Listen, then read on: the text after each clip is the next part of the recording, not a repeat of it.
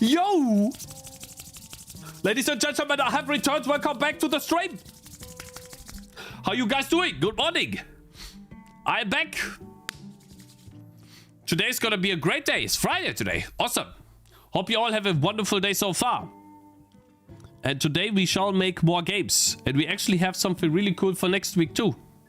We're going to talk to the Gnomes developer next week. So for those of you who are interested in asking a question to the lead developer plus marketing guy. So he did some coding. Not all of it. A little bit. As far as I understand. And so he's not that technical, but I'm pretty sure he worked on gameplay stuff. If you have any questions for the person, then you can put them in the general chat like this, for example. And then I'll compile a list with your names so that I can ask your questions if you've ever wanted to ask one. For those of you who are interested in doing so. If you don't, then that's totally fine too. Can just chillax. And the oh my, okay, bro. Yeah. And what is it called? The interview will be on Monday. For those of you who are interested in doing that and participating, it'll be on Monday. The guy does not have time today, which is fine. What does 400k mean? 10 months. 10 months development. Should I say development?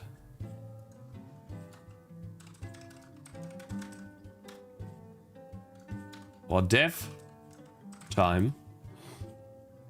Well, 10 months game dev. Hi. There we go. How about that? Is that better for you, bro? Shall I change the YouTube title as well? Hello, Mr. IO on YouTube. Good morning. And Mr.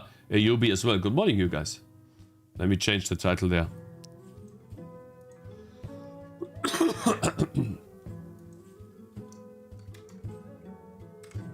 "10 months game dev." There we go. Hello, Acer. Good morning. How can be there for the interview? Yeah, it'll be a recording too. You can always rewind the YouTube lives, and then that'll be a YouTube video as well, of course. So it'll take some time to become a YouTube video, but you'll not miss it for sure. How many reviews do you have on Steam now? 0, because I don't have a demo page yet. Yeah, that's a mistake to leave up, apparently. So let's close that. Let me check. First, we can talk about Bean Beast, shall we? I was paying attention to it off stream. Here it is. The game actually managed to crack 10 reviews, guys. So congratulations to Bean Beasts. He has been going strong. He's slowly getting the players too. And if this stays the same, which is a really good number, by the way, guys, then hopefully on the weekend it'll be above 100. And actually that's really good for an indie title. And I would have to say for an unknown developer as well. Really good stuff.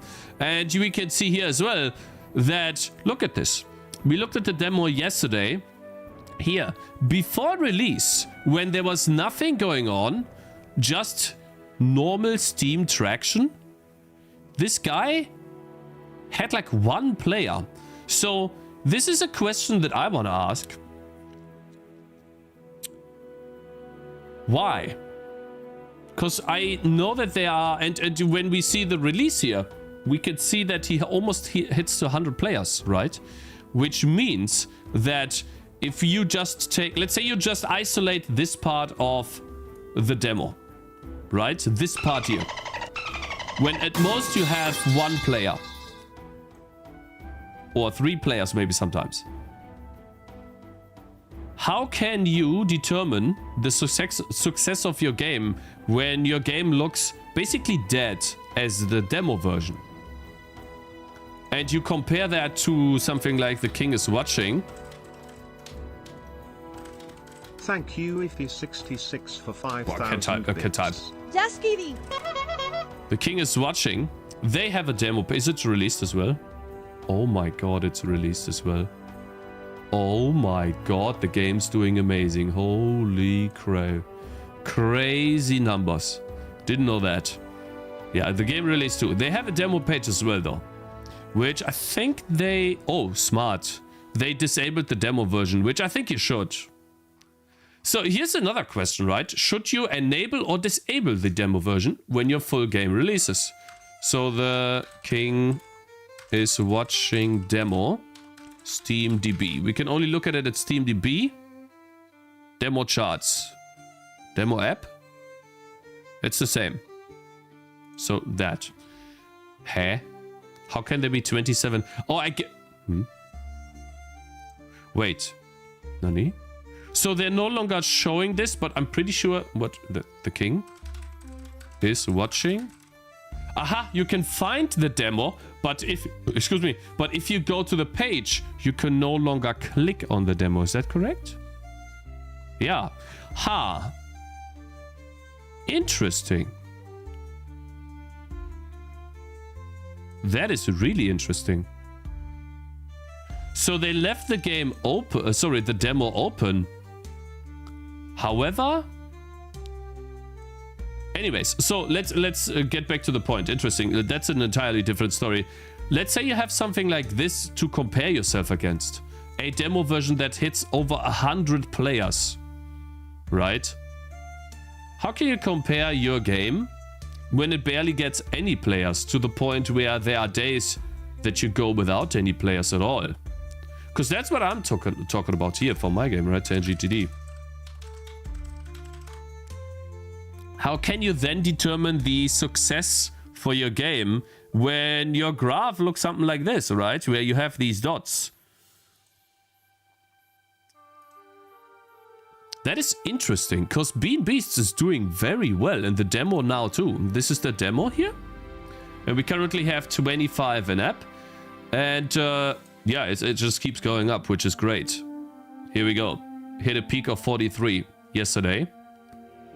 Which is amazing, of course. And it's projected to go up if the game keeps going up. Really cool. Like, I'm happy for him. Like, congratulations to the developer of this game, because he made a really good game. Looks good. For those of you who have never seen it, this is the game. Yeah, we looked at it yesterday. We even played it. And it released. The development time, I think, was like 3 years or something. 2 years. And as far as I heard, the guy... I don't know how he did all of it. If he paid an artist or not. Because I have to say, the game looks very polished. And it looks like it's made by someone that has experience. But as far as I know, that's his first game. I don't even know... I don't know if it's like his very, very first game. But it's definitely his first commercial game, for sure. I don't like self-promoting stuff, so if I receive downvotes or this gets removed, hello, Cakez, don't look above you. I understand that. However, it's really important for me to share this because I'm tired of these stupidly overhyped trailers that are designed to sell non-existent products and fool you into buying their crap. Hello, Cakez, hello, Shady11, Mr. AK Elements, good. Shut up! Oh my god! Cakez is always talking about results. Hey, Day and Coats, how you doing? Good morning. I saw Bean Beasts being sold in a bundle with Gnomes. Oh, really? Wait, now? Like in a bundle right now? Wait, so this guy... Riff, Raff, and Bean Beasts bundle. Huh?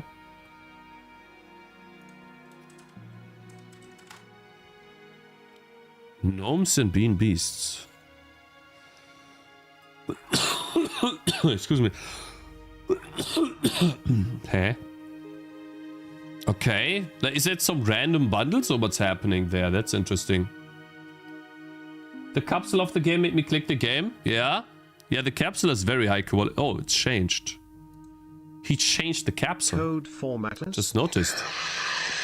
Aha, it was a different capsule before. Shut up, bitch! Very interesting. We do this as well after release. We hide the demo on the page, but we keep it up to get the top demo's visibility. What does that mean? The top demo's visibility? People say you keep the demo button, but I personally think it creates buying friction. Yeah, I think so too, yeah. And it looks like the king is watching, believes you as well. Oh, hi, Chan. Thank you very much for following. I appreciate that, bro. Nightbot removed the message from Abeth. Oh, Nightbot. Oh, I need to... Oh, shit. I need to delete Nightbot from chat. Keeps deleting messages. Big money. Oh, no. I added Nightbot for a giveaway on Monday. Can I show that? I guess. So, it is !Gnomes and AQ tested for me. So, how... Oh, shit. I guess I need to look at... yeah, guys, that'll reset, okay? You don't do Gnomes now, so... Yeah, guys, it will reset on Monday. Stop. How do I remove you from my chat, bro? The takeaway from this segment is we need to animate water. How do I do that? I don't see an option. Chat moderation. How about we just turn off everything? Shut up, bitch. Don't tell me what to do. Don't tell others what to do. Okay, we can do without you. Oh, no. No, don't. Logs. Giveaways. Wait, wasn't I just on a giveaway? What the hell? Wait. Wait, so if I leave the page, the giveaway is gone? That's some bullshit. Okay. Anyways, so I think now Nightbot is no longer... Guys, no. Guys, it will be on Monday, okay? When we have the interview. Then Nightbot can stay unless this guy won't shut up. Don't do any periodic messages. Don't say when I'm online, when I'm offline. Please just stay there so I could do giveaways, because I think Stream Elements giveaways suck. Okay, let's keep that here though. Let's put it actually to the right because you guys would spam more. Where was I? Yeah, so congratulations to the guy, really cool. Hopefully it goes up on Sunday to like above 120 players. That would be amazing. And yeah, wish him good luck. It's a really cool game. Looks like he changed his thumbnail. Guys, question. Do we need to change the thumbnail? Is my logo bad? Okay, how about this? What about my thumbnail sucks? People are gonna say everything, are they?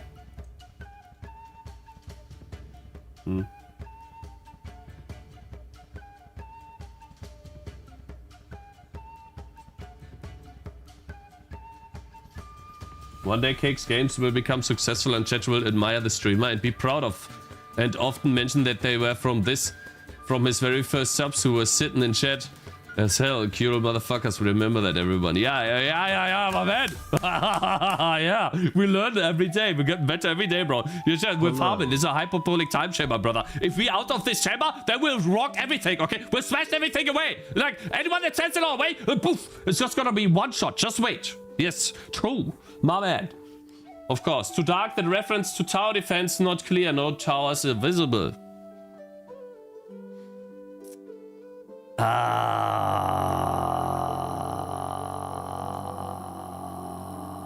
I suppose you're right, because it's dark background. Maybe the bigger name. Yeah. Remember to highlight possibly to refund the... To possibly refund. Okay, you're banned. 5 minutes. See you later. What an a-hole. What's Gnomes? That's a game, bro. We'll talk about that later. I would assume it's an RPG if I didn't have context. Even with the TD in the name? Huh. I think Bean Beast has a really good logo now with the... Maybe I should do that too. With like a zoomed in and then shooting like that. Or we could make it inspired by Kingdom Rush.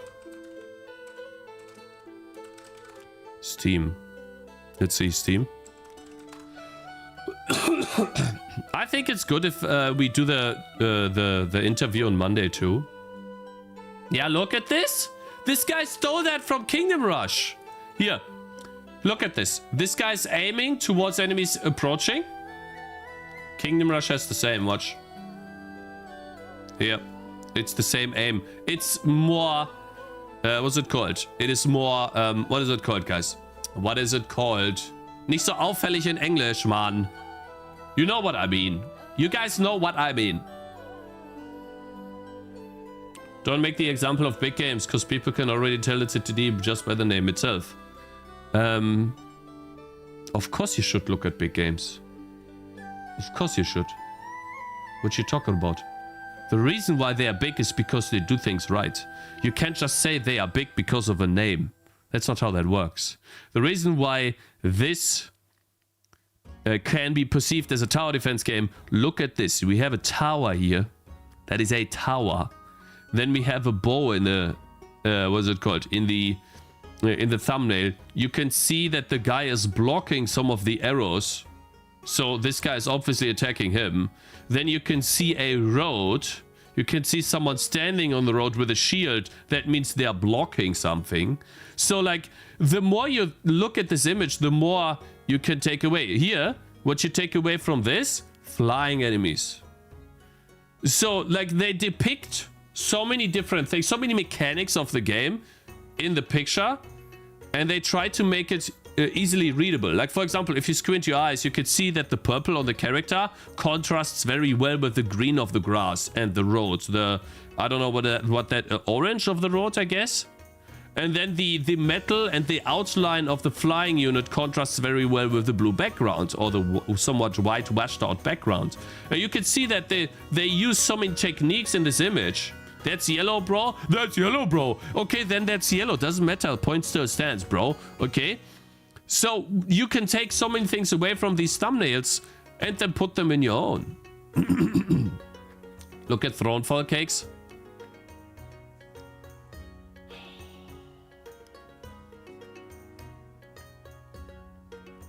Yeah, I know. It's just the title in the thumb. I know that. This is just the face.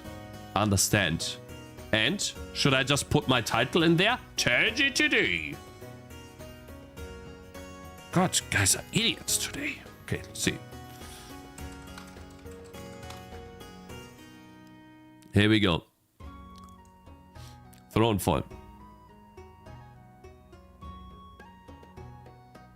You fucking lying assholes.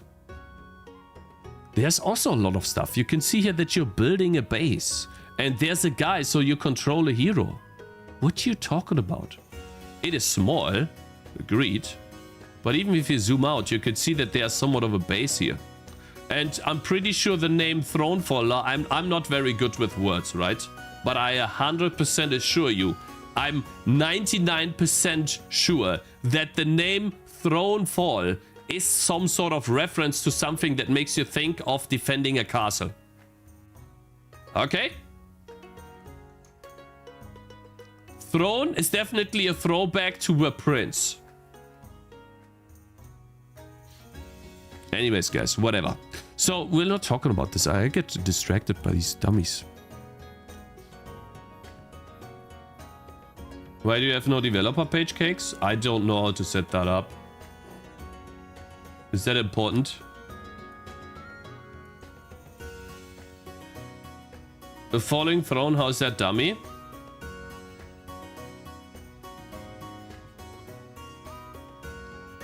Image composition is what gets you hired, I'm told. It's a skill. Yeah. And so this guy's doing a very good way of doing image composition. The only thing that I don't like in this image is the crossbow, to be honest. I just noticed that it exists. So the image, you can clearly see the enemies, you can clearly see the logo and the character. You cannot see the crossbow. I think I would have put the crossbow here. You'd want a pickaxe? No, not a pickaxe, bro. I would put it like on top of some of these. When is your game coming out? It's been so long, bro. Hopefully this year. I'm gonna finish it up to this year. Bean Beast has bad composition. I don't like the crossbow, but otherwise, I think it's great. You don't like it? Why? What's the issue? If you say that, right, Nix? Let's learn from that. Why?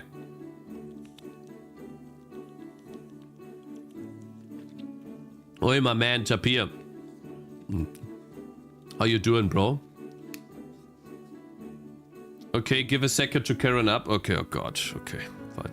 Yeah, I've been gone. I shouldn't talk too much. You never know. I shouldn't actually say anything. Because, yeah. I'm on air.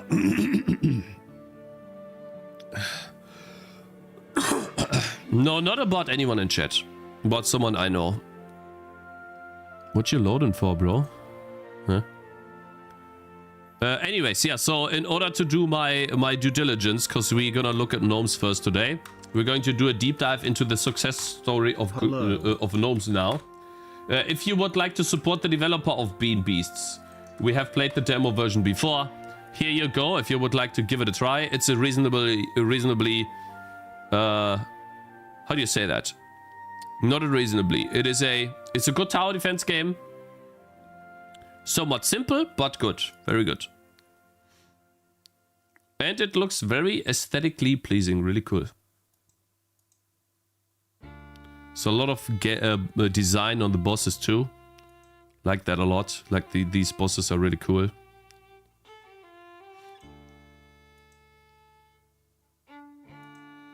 Yeah. Who gave you the Gnomes copy? I don't know, man. So, the developer of Gnomes gave me a key for the game. Then I went to activate it, and I already had it. And it was like, Collector's Alt did I account buy the just game? joined. Glad I think to I be bought the back game, to my actually. favorite Vulcan and Godot So I have Please 4 keys. keep your functions shorter than 5 lines. I have 4 keys to give away on Monday. For those of you who want to play Gnomes later. Then. That'll be on Monday though. Are you gonna be one of those devs that just make dev streams, log out, but never the game? You can watch a bit and see. I don't think so, no. But hey, I have not released the game yet. I have a couple of demo versions out on Steam. So it's not like I have never released anything to the public. However, you could say yes, I have not released the game. I have not pushed the release button yet. Yes, could do it now. Would be bad idea, but I could, essentially. Cut him some slack. This is rude. Cakez is a buzzy person. He creates amazing YouTube content while streaming every day next to a job. He's a passionate lover and caring father. Games take time. What engine do you use? Yeah, from scratch. Do it? No, I don't push the release button now. That would mean that my 4 years of spending time on this have been wasted. Anyways, I'll keep the Bean Beasts on here. It's great. And we'll update some of the screenshots from the game today because they no longer reflect the actual game. This is the game now. It's much more zoomed out, and so I really need to update those screenshots. And here's a question, guys, before we start with the Gnomes, right? I wanna lead into a question. This is the trailer for my game right now. And we spend a lot of time making this, right? But it no longer reflects the accurate status of the game. It is completely different now. It works entirely different.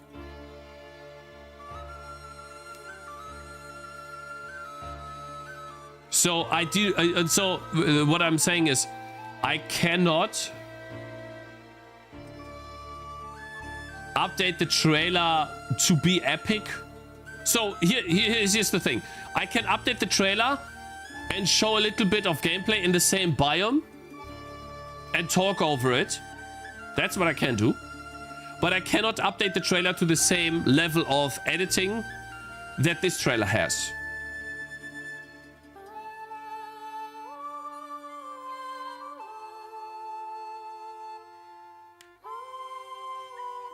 What should I do? What do you guys think?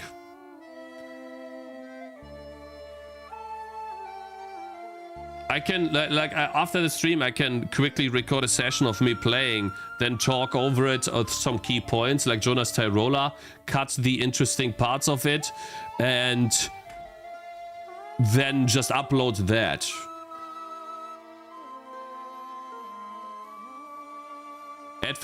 I cannot see, like, I need to register to Steam Next Fest today.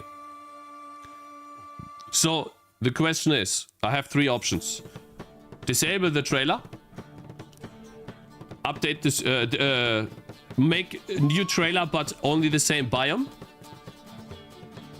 with the content that I have right now. I just play through the game once offline, off stream, then I cut the interesting parts and talk over the interesting parts. Or keep the trailer, or just no trailer. Wait, so disable the trailer, so no trailer, just screenshots. Make that bad trailer, but at least it's the actual state of the game. Or, yeah, I think that's the 2 options actually. Or keep the original trailer, which no longer reflects the actual state of the game right now. You have time until Fest 2 is online, bro. You can change it before the Fest goes live. For Steam Next Fest, having a good trailer is important, yeah.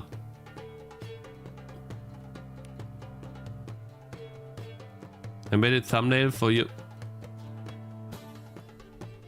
Steam game.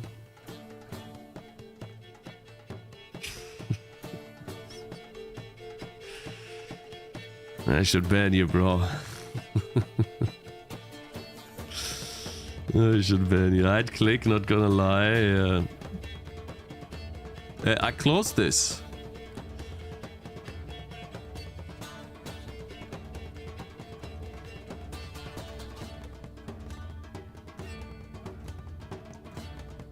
No, your response wasn't ignored.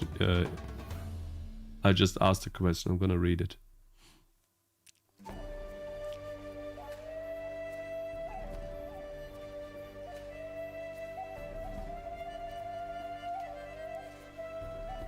I'm gonna read it in a second. Don't worry about it.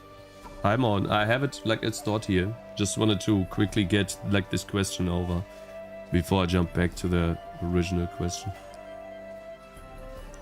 So, what do you guys think? I think new trailer. Am I so out of touch? No. Jova just subscribed. Resubbed blah.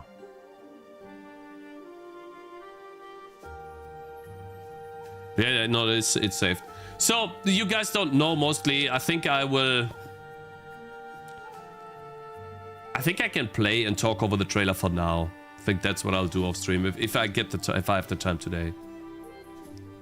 So yeah, anyways, we were talking about the thumbnail picture of Bean Beasts. And you say that it doesn't look that great. So what you're saying, the color composition creates a green vignette. So yeah, so like green on the outside is what that means. Meaning that the lizard and the bushes / crossbow fade into the background, do they?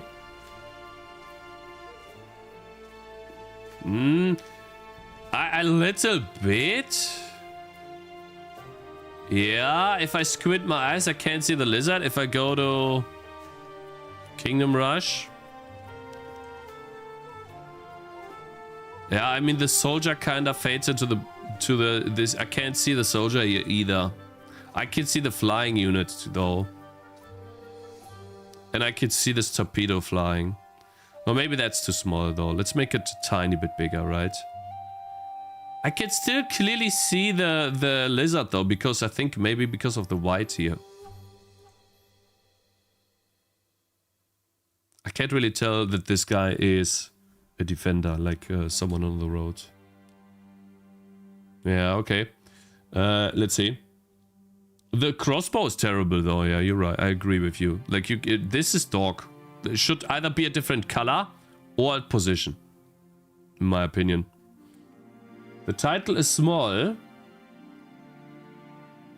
and becomes not the main focal. But you can. I think you're wrong there. Because look, I can still read it very well. I think the title is even better than in Kingdom Rush. Look, Kingdom Rush is much more difficult. It's possible to read, because I know what this is called. But comparatively, I can actually read Bean Beasts. Like when I go really small, you see? Because I think it's because of the orange and the different...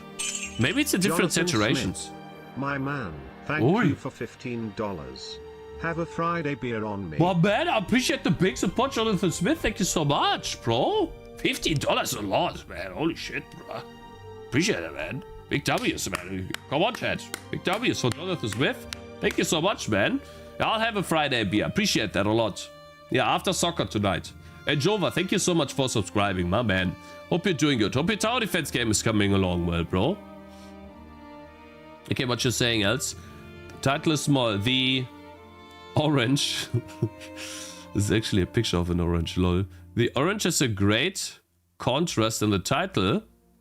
Yeah. But it's also then matched with the orange and the pumpkin. Oh, I see. I guess there's a pumpkin below, yeah. And the warm brown tones of the path. Maybe a little bit, but I think the contrast still works because of the black outline. What do you think? Don't you think it works because of the black outline? The main takeaway is that you squint a little to look as if if it's from distance, it blends together. There's no focal color interest or contrast. Let's see if we do this. Like, you could do this experiment, what we're doing here, right? Zooming out your thumbnails to see if you can still understand the action. We can even compare this with Tangy TD. Actually, you can't really tell that there's a path here. The path blends well, yeah. Like, so I really need to update that somehow. We'll see how I can do that. And the good thing is we can also... maybe I need to have someone redo it, man. But Haskar's gonna be angry, is he? Because I'm terrible at this, I'm telling you guys. I'm really bad at this. I don't think I can draw one myself. Yeah. Let's look at one that's definitely good. I always look at that, Valheim. Is it different genre? Maybe we should use a different, like a similar genre, right? Because we're looking at tower defense games. But this is Valheim. This is thumbnail here. You can clearly see the fire, somewhat of the logo. Very good contrast. Two people sitting on the fire. And you can even see the shield. Holy shit. Yeah. Like, this one's the best out of them all. Really good stuff. The black outline is good. Yeah. A6 Giddy World. I think you should look at it not in a vacuum, but in a list of tower defense games. You don't need the best capsule, you need one that is the minimum in par with others. Yeah, but that's what we're doing right now. I need to compete with, let's say, Bean Beasts and Kingdom Rush. And you can definitely... Like, I think the path color is bad here, for sure. And it should be a brighter background, for sure, as well.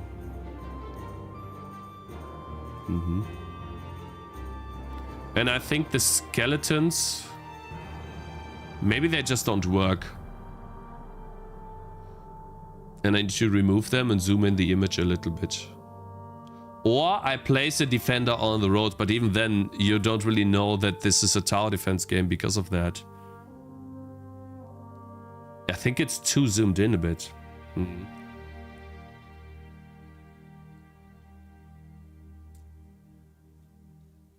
Let me see here. Registering to next fest takes a minute rest. Yeah.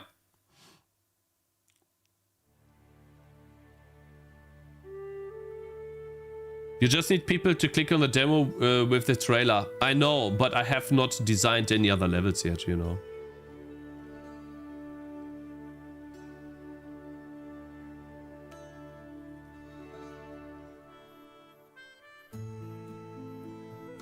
You only need a trailer ASAP to pick marketing material, but Steam won't pick your game.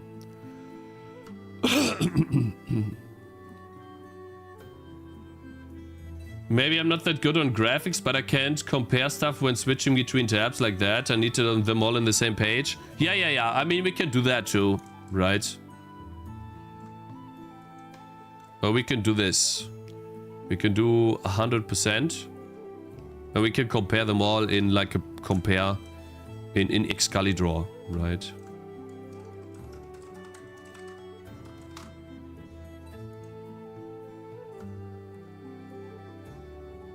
That game's title pops a lot, yeah.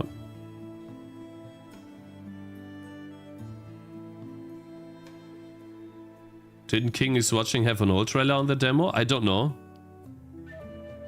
Trailers are featured at the Steam Next Fest. They're the first thing. Okay, so we need to make a really good trailer. You would never look at it that far away. I guess you're right.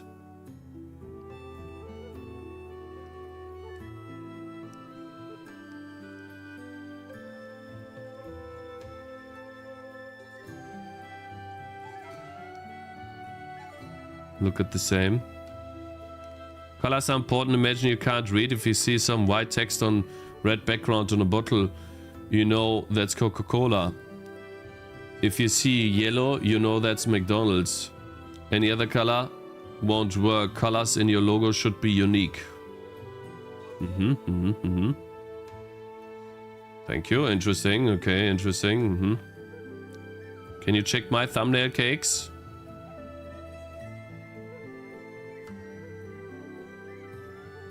Okay, let me catch up with chats. What is this? A Steam page for ants?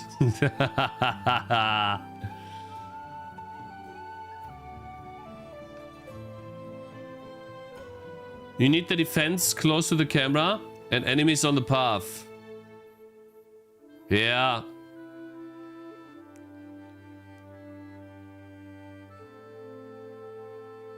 I think I can change the thumbnail without changing the picture, actually. Shall we test that? And then we look at Gnomes, okay? Wait a minute. Let me think. We wanted to compare. Oh my. Holy.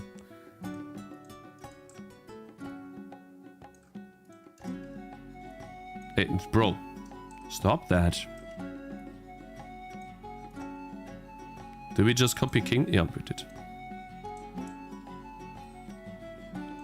I can already tell you from the ones that we have here, my logo is the weakest.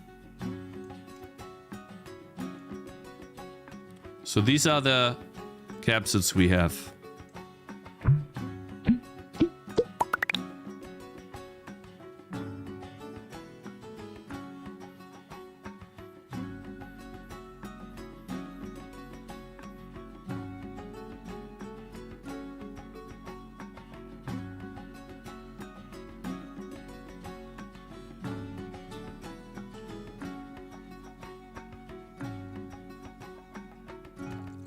Hey, you're president. I appreciate it. Thank you very much for joining, man.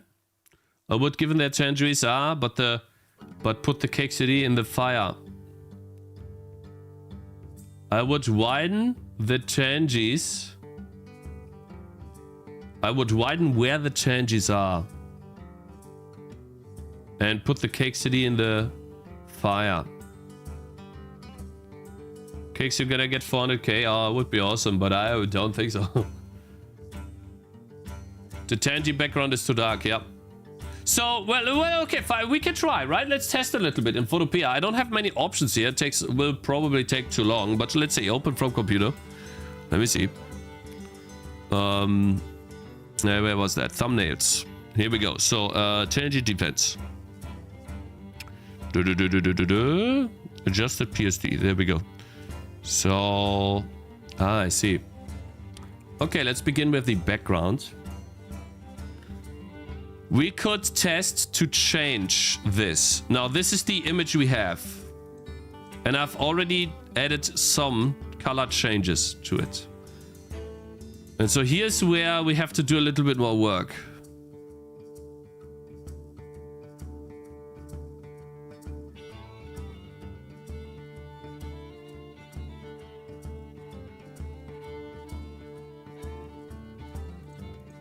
This is the original image.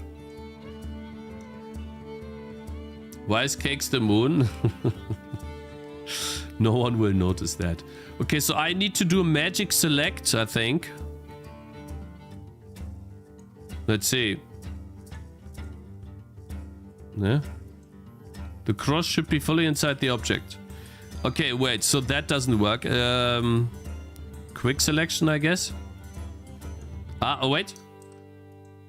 Yeah. Never mind. Never mind. Minus the grass, please. Bro, you can't be serious. Minus the grass. Shit. Minus the grass, bro. Okay, so that doesn't work. That doesn't work at all. I'm trying to isolate this color. All right, let's see here. Maybe adjustment layer. I have no idea which color this is, but we need to change that, or we need to do that in Blender. Can we do that in Blender? So, but how about this? I have a better idea, guys. How about this? We have bigger problems. Like animating water. No. Let's not get distracted by naysayers.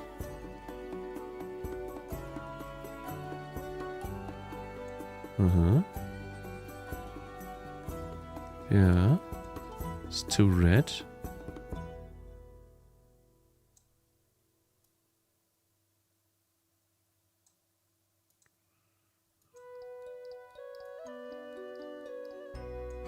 Let's reset that.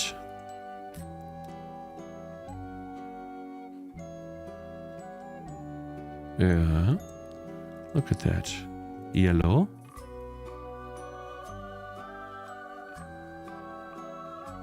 So, it's not possible. Actually, I cannot change the color of the road unless I go by hand. Fuck Cakez. Fuck pirate is I mean, wait. Actually, I have an idea. Is it hue or saturation? Wait. The master value. Just wait. Here, you can do this. I just look at the road, guys. That's what you can do. You can even invert this, right? So you can do Control I, and then you paint just the road. And so whenever I change hue on the road, it'll just be the road. Oh, I mean, I also need to paint white, of course. But now we can just look at the road instead of that. And so there's a way to do it for sure. Not perfect, but possible, right? So with enough, which I don't have now, but I can fix that later. That's fine. See, like, you can fix the image to a degree. There we go. And so now we can just choose to make this. Oh, look at that. Now this sucks here. I really like the darkness for that, but I don't like the top part. That's too bad. Like it goes too much there. But I really like this. Wow, you're so good. Thank you, thank you. Oh, look at that. Yeah, and so what I would have to do here probably is just to like reduce the flow. But yeah, I think that's too much work right now, to be honest. Here you go. And then if we do like 8% flow, it'll be less. But then it'll be the old color, right? So yeah, so I can't really change the color. I would need to have the original image to do that, which I don't. Yeah. So yeah, we'll have to see. I'll contact Haaskas.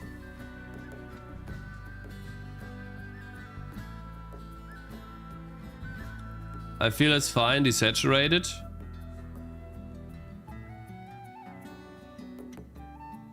AI generated background. No, it's not AI generated background. He drew this himself, bro. Send me your background. You shouldn't really fuck with it without the other components. I guess. Okay. If you want to, sure.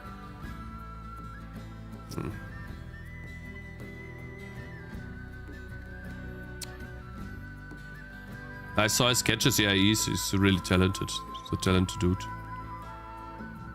Background, logo, and tangies.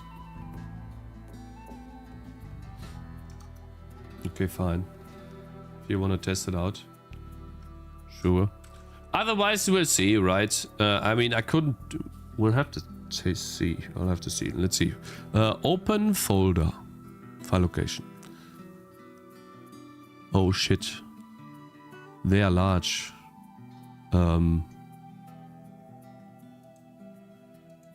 What if I do 7-zip? 100 megabytes. Okay, I don't have the support for that. That's too large. Oh, 50 megabytes now. Wait. I can pull them from yeah, I think Google Drive is better. Thank you. Yeah, let me put them on Google Drive. Okay, guys, and then we'll read up on Gnomes, okay? I should not promise this every time if I don't do it. We'll do it, okay? We got a bit distracted. But hey, I'll quickly show you guys what I thought about, and then we'll talk about Gnomes. Just gonna upload this to Google Drive. I think I can just put it my drive. Demo stats, yeah, there we go. That's good. Adjusted PSD. Less than a minute. Great.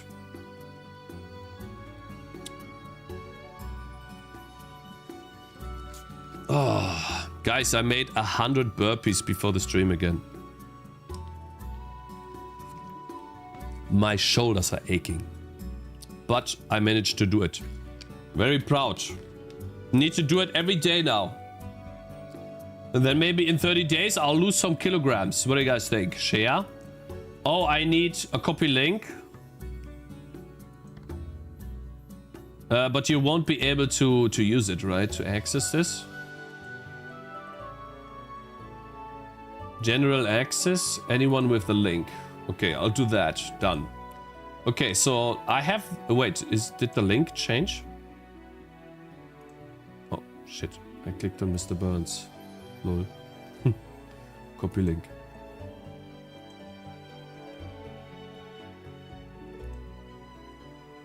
Let me see here.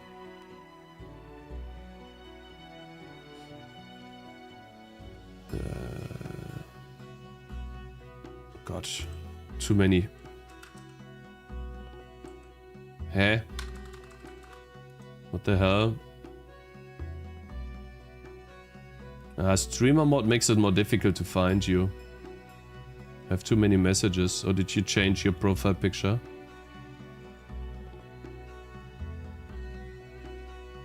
I cannot find you in a list.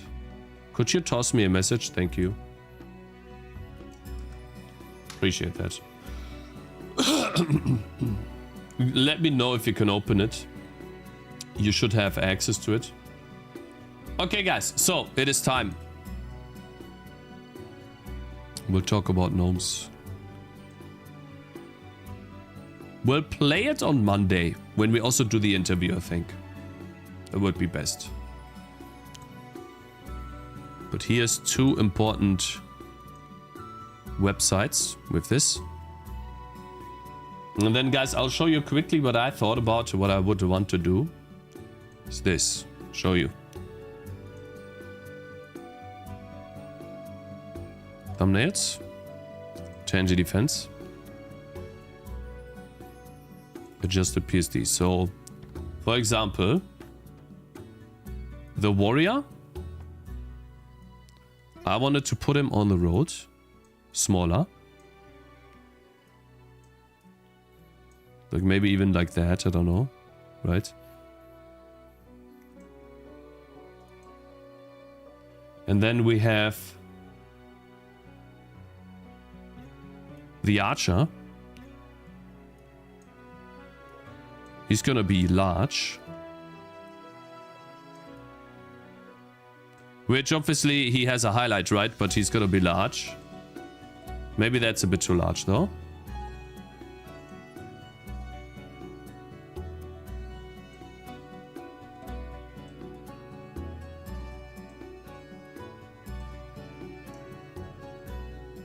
We could even try to rotate him a little bit, but not too much.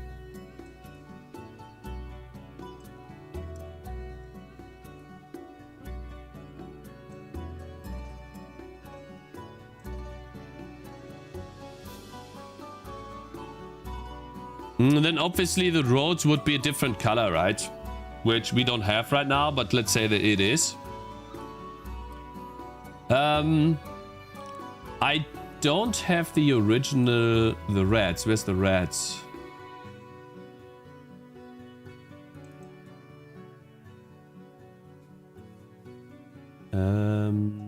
Old icons. Old. Fuck, I don't have the reds. Let me see if I can. Main capsule. Maybe they were here. Don't put the entire PSD in here. What you talking about, bro? Bro! Don't do that. Open. Let's see. Old. Base. Like this empty.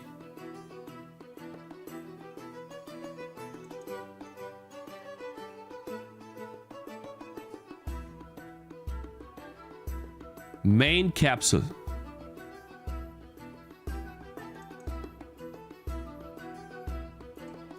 Ah, here are the reds. This layer. Copy this. Man, crazy how old this was the old one. What a difference. Oh shit. We only have we only have parts of the reds. God damn it. Yeah. I mean, how about that? I don't know. Then it doesn't really work out, huh? I mean, I thought I had entire reds, but I guess we only have parts. So let's pretend, right, that these reds are full. Okay? That's the idea. B. Let's just draw them. Oh god, is that laggy? Wait, why is that? Because this has effects. So don't do effects. Then we can draw on this properly. So let's say, right, this, I don't know, what's a red look like? Here's a tail. I guess in a different color, but let's just keep it like that, right? Yeah, I don't know.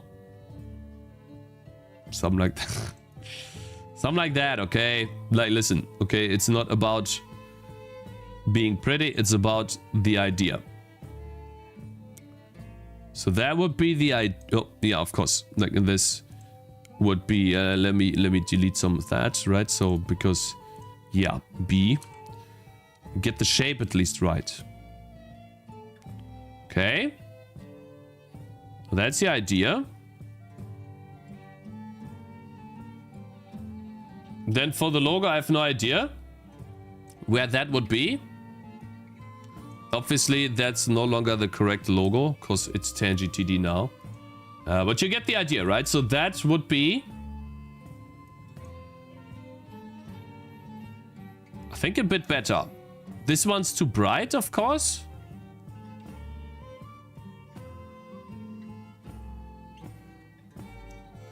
Yeah, I mean, hey, stop. It was lagging. We could put the booba and the mage somewhere as well. I don't know, maybe the booba. She could be here. Something. Like, it's almost the same picture, but a little bit cleaner.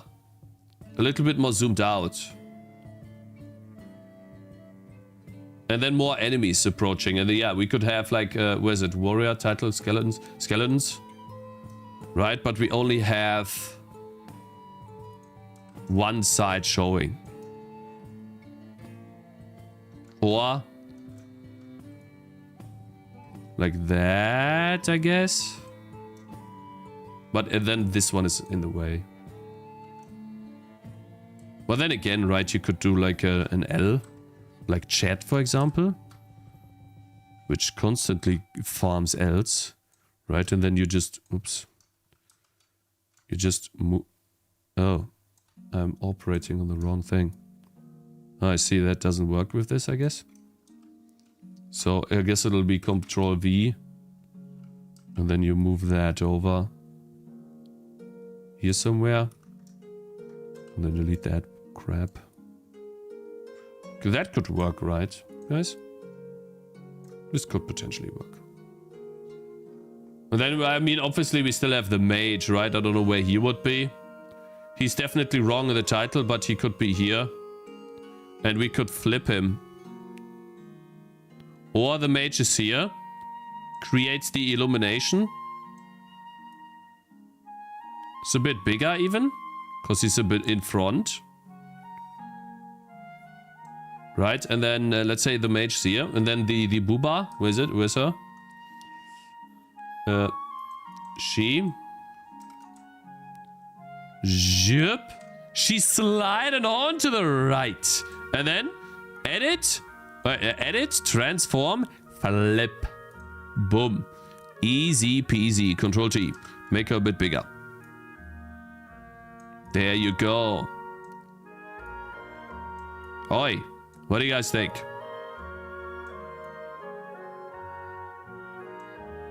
She's a bit big. Yeah. Oh yeah. Much cleaner, eh? Now you can see, you can't see the path, right? But that would be the idea, I guess. It's a bit easier to read. And then the title, I would have to change how that looks. But otherwise, could make the title even bigger. What do you guys think? Comparatively? Like, this is just placing stuff, right? It's nothing of changing colors.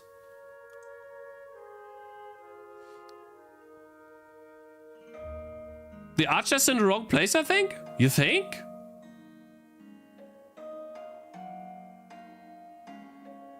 Archer should cramp behind the other. The current logo is amazing. It's not amazing, bro. Wait for Gnomes Dev to help you. He might give you some great advice. Yeah, definitely. Definitely. I think you need an artist to do composition for you. Cakez. Smiley face. Why is the archer pointing to the Tangy logo? Cause I do not have another pose of him. You know? I mean, the bow could be bigger too. For sure. She's staring into my soul. He's shooting the game. Yeah. Break up the archer and healer a bit? Yeah, I know, but how? Like the damn...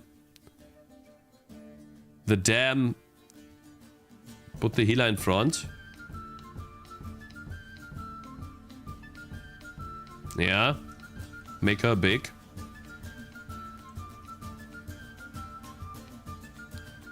I don't know about that, but okay, I'll see. And then... Oh shit. Huh?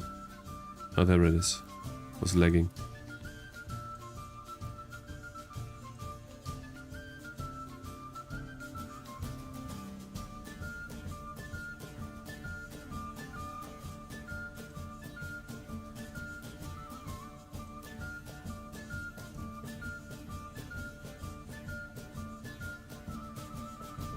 Like that. Why do you saturate like we're on shrooms? I just wanted to... I just wanted to make the logo legible, okay? It didn't stand out before. And I was like, okay, so bright colors equals better logo, right? So that's what I did. You can't fault me for that, you know? Like everyone would do that, right?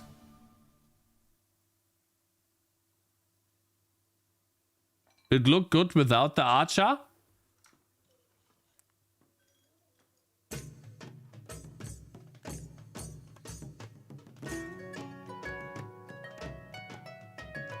I can watch.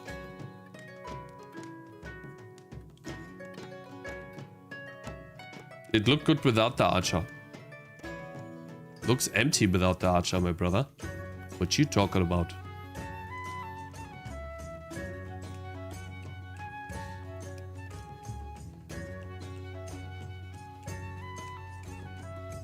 Why do you have the red there? To show that the reds are on the path. But I think the archer needs to shoot the reds. I think there needs to be a dead red in the middle of the path with a broken arrow on it and some juice flowing out of it. Like right here in the middle. Like instead of this... Wait, never mind. Instead of this... No, never mind. Wait. Instead of this... No, never mind. Wait. Instead of this... It's like a dead red... Watch. Oh, not Q. It's Q and A sprite. So, like here. Where's the reds? Right? And then, like, on the path. Dead. Deformed. Boom. And then, like, an arrow in it. Like that. Right, watch. We need like a good wood color. Something like that. Wait.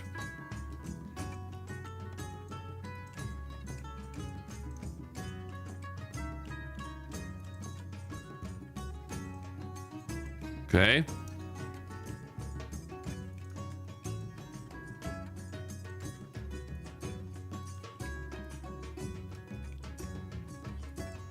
Man, I should be an artist. Look at this, guys. Holy. What a gig. See that? Dead. And then over here. Kinda good, not gonna lie. Yeah, I know. My friend. Yeah. Uh-huh. And then... Guys, if anything, I'll just draw it in pixel art. Because I think I can do it in pixel art. Right? I can use a ball from the game. I'll just do everything in pixel art. But hey, how long would that take, bro? Can you listen for me for once? Cakes, you face poop head? What?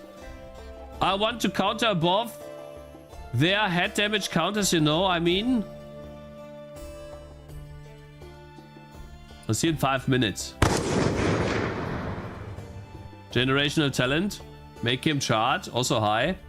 Oh, thanks. How's the fam? Good. Thanks for asking, Mr. Travis Roman. Appreciate that, bro.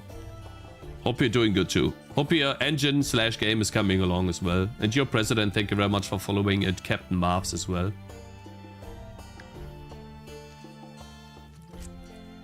Thank you for searching that yesterday. I appreciate that. Anyways, guys, we would need to change a lot of the colors, and I think I have more control if... We'll see what Nynx cooks up.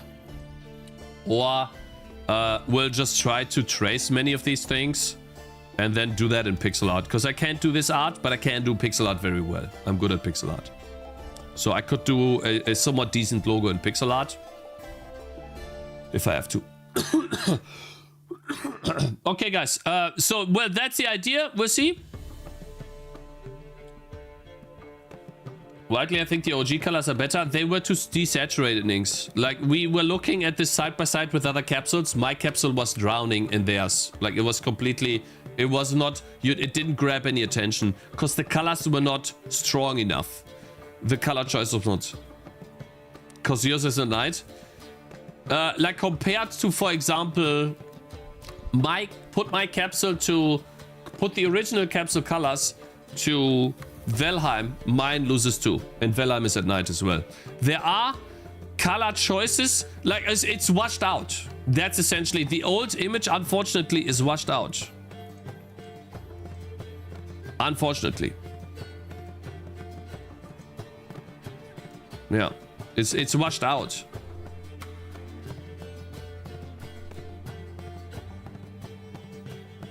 You see this? This was the old image.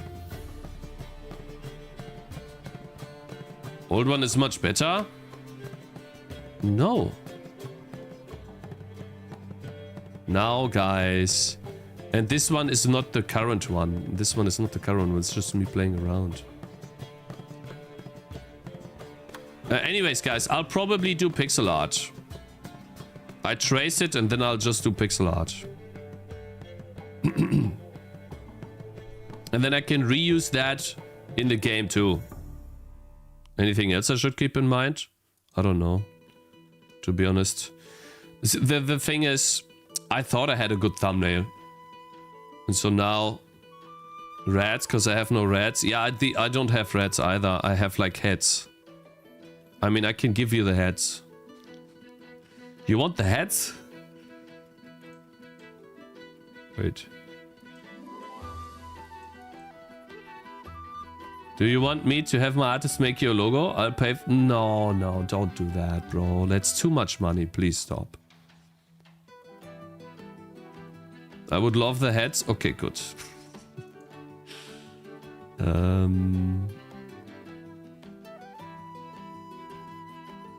I want your game to do well. I know, me too, man. But it's too much money, bro. I can't take that. You know that. It's too much money. It's like... I don't know, if it's really good, then it's almost close to like 1,000 euros. Think about that, man.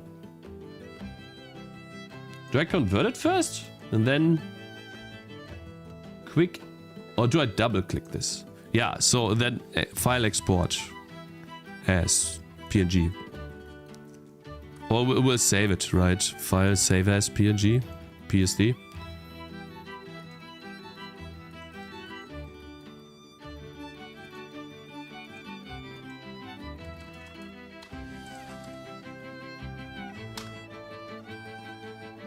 Okay, I'll just send you the rats through Discord. That should work. Yeah, it's only 280 kilobytes.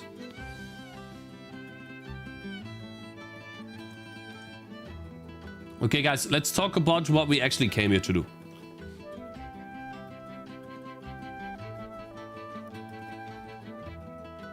The gray body.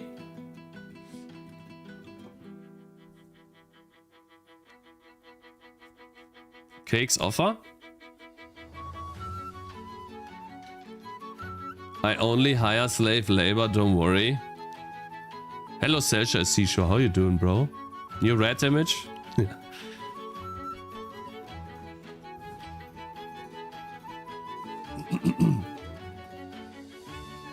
Anyways, guys, let's talk about this. Okay, it's been an hour and you guys have been waiting. Thank you very much for the suggestions. Maybe this is not the right approach. We'll see. But that's what we're gonna... That's what I think might need to change on the Steam page moving forward, as well as the screenshots, because they're old. So let's talk about gnomes. Great crossbow. Yeah. What is this? Content window? True. Yeah. Let's see here. So let me drink something.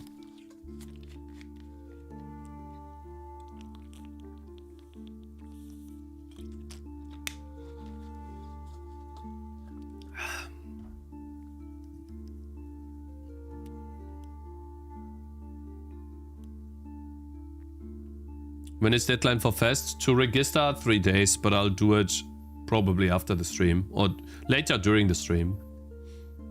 I'll do it today. So this is from the marketing guy, how to market a game. You guys know this guy. Tower defense game with 10 months of dev time and hit almost 400,000 in revenue, which is crazy. And now we finally have a number. I wonder if this, like, it's an awfully exact number. I wonder if this number was taken from one of the developers, because it's definitely not something you can come up with yourself. There's nothing you can calculate. But yeah, we have looked at the game before and read this Reddit post. My game just reached overwhelmingly positive. You guys remember this 4 months ago? At 98% in the first 20 days. So it's crazy to get that high of a percentage. I have now released 4 demos and there was always something that someone would complain about. So getting 98% is... I don't know how they did it. Like, really, for real. So I want to know how they tested this, to make sure that they will get them 98 percentages. And on top of that, we're gonna have an interview on Monday with one of the developers of this game, and he's gonna answer some of our questions. So if you have any questions for the developer, you can head over to the Discord in general chat. Let me not leak something here, because that would be bad. Oh yeah, there we go. Yeah, here we go. So you can go in general chat. I'm gonna scam this over the weekend, and if you have any questions for the developer, put them in there, and I'll provide your name with the questions to the developer so that they can answer them. And that will be on Monday next week. Okay. 98% is much crazier than 95. Lol, one single review could drop you. It's crazy. Like, if we look at the game on Steam right now, it's sitting at 96. Okay, it's definitely gone down a little bit, but yeah, how many negative reviews is there? It's only 38 negative reviews. That is crazy. Out of 1,028. Hell, man. So yeah, anyways, so this is the story of their success. I can give some... I think I want to say this at the very beginning. We read this article, and this is a Q&A from the developer who made the game. We used Rust plus OpenGL plus Fmod, so the game is not made in something like Unity or Unreal Engine or GameMaker or Godot. No, they made their own engine. They had their own engine for this, to make this. And the important part here is that the developer who was developing most of the engine and tech related code, that person has been working on other projects before this project, so it's not his first project. That would be insane if it was. And prior to these projects, he had about 5 years of experience making games and engines. So to give you a rough idea of how much time investment before this game he had to put in order to get to the point of making a game like Gnomes. Because that is something that is often overlooked, glanced over, and you only see the result, but you don't see the sweat and tears that it takes to make these games. And so I want to say this up front, because that is important. Don't get demoralized by something like this when you are, let's say, 2 years deep in, or 3 years, maybe even 4 years. Because there's still a long way to go and to grow and a lot to learn, despite the time. And it doesn't mean that everyone just, you know, spends 10 months on their game and then they have a success story. That's not how it works. It's always when the animated water, never animated water. We're not gonna do animated water, my friend. Okay, it's gonna take some time until I do that, bro. Because it's not important. As you can see by an example here, I don't know if this is animated or not. Maybe it is. But probably not, my friend. And it's just a black background. Okay, let's see here. Alright, bear with me for some... bear with me for the log rolling, but somehow the Hitmag Discord has the best moderators. A high percentage of mods end up releasing successful games. Hitmag Discord, okay, what is that? Hitmag? Maybe moderating all these developers' posts gives them a deeper understanding of the industry. Maybe it is osmosis. Maybe good karma for helping indies. A couple of years ago, I profiled former Hitmag Discord moderator Dalen, the red curse on his hit, Game Penguin. Okay, So what he's saying is they come... Oh, wow, that's a... Holy... I've seen this before. Interesting. Okay. Yeah. This week I'm profiling another successful hitmag moderator. Oh, I see. Tommy is the guy we're gonna interview too. And his tower defense game, Gnomes. Yeah, we looked at that before. For those of you who haven't played it, it's a good tower defense game. You build huts, you build food, and then you make sure that if you have enough huts, enough food, you have more... not food, sorry. You build gold generators, and you build huts, and then you can place more gnomes. When you run out of, I don't know, food, I guess, then you need to build more huts, and the cycle repeats. So it's like a small little base building, maze building tower defense game. Really cool. And it's highly polished too, which I think is a big reason why the game is so successful as well. Oh, it's called Hitmag. How to market a game. Ah, I see. How to market a game Discord. Good to know that. Yeah, cool. Yeah, so I guess this is a term that is accepted and agreed upon, that everyone knows this, except for me. That is fine. In today's blog, I'll be looking at how he successfully launched a tower defense game with short dev time. Since this is a how to market a game Discord moderator month, I'm seeking feedback about the Discord. Oh, wait a minute. It made click. How to market a game. That's this guy's Discord, isn't it? Aha! I found it out. Okay. Holy, yeah. Okay, so now it made click. Oh, I understand now. Let's move on. Okay, so that's his Discord. He seeks feedback, yeah? Discord, accepting applications for moderators. So guys, if you want to moderate the Discord, so like he just said... Oh, that's a good premise. So this guy is making up a lie about the Discord moderators making good games. Then he brings 2 examples, and now he's hiring for moderators. Hey, good job, my friend. You did a good job. Okay, yeah, so I want to be a moderator now too, because that means I make a good game, right? Awesome, that's how that works. So if you want to tell me what you think of the Discord or want to be a moderator, please do the survey. Okay, well, guys, if you want to do that, here's the link to the article. And follow the survey there. This is true? Okay. What is Gnomes and why did it take off? It's a tower defense game. Yes, pixel art tower defense games where gnomes act as towers, but they can be moved after every wave. Yeah, that... I should have said that, but a good point. You can move your towers every wave. It's not like you place this tower here, the gnome, in this position, and he's locked. You can change his position every time there's a new wave. And these waves consist of, I don't know, 20, 30, 40, 50 enemies, depending on how far or how deep you are in the game. What makes this a roguelike? Every game the maps are randomly generated, yeah. And there are random perks that you can buy called relics, yes. He's not showing the relics, but these are the relics here. Pretty sure they are here. Yeah. These are the relics that you can buy. We have the gold, and here's the gold. And this is how much you get every turn. And some of these are towers themselves. So, for example, you can get the axe gnome. You purchase that with gold. And then you can build the axe gnome with gold too.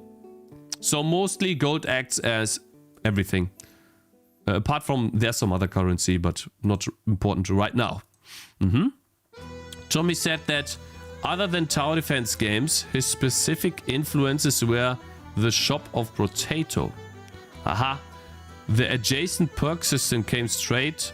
What does the Shop of Potato look like? The Shop of Potato? Oh, it's not showing up here. Maybe the tutorial, not the Blake gameplay video.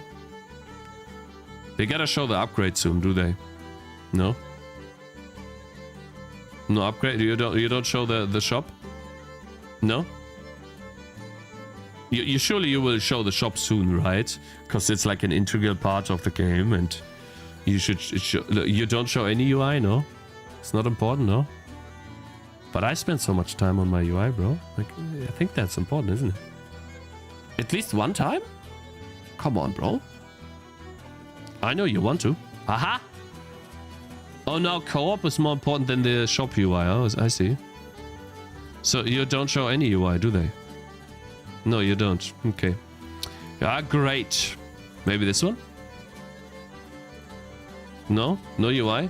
Guys, I guess there's no UI in the game. Great. This one? This one surely has UI. Aha! No? Can't be serious. The gameplay is the important one, not the UI. And you are right, they have more... Wait, how do they have more players than Vampire Survivors? Let's not go... This is another rabbit hole. Let's not go into this. Okay, anyways, yeah. The adjacent... Now I'm curious, though. Shop or potato? Images. Yeah, I've seen that before. Ah, yeah, you could see image, name, stats, cost. Yeah, I get it. Adjacent perk systems straight out of Loop Hero and Tiny Rogues. Also important influence. The numbers. Development time 10 months. Gross revenue per Steam. Cut revenue. Pre-Steam cut. Oh, pre-Steam cut. Okay. Wishlist at launch. 14th. Wow. English only language. Oh. Oh, interesting. Guys, we talked about this. They only had English. Huh.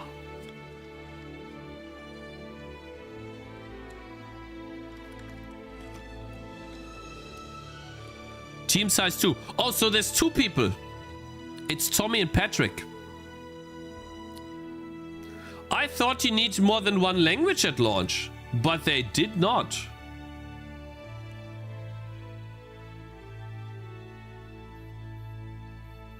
Now you see why they don't show it in the trailer. The UI is disgusting. But they show the UI in the trailer. Oh, you mean the potato UI. I see what you mean, yeah.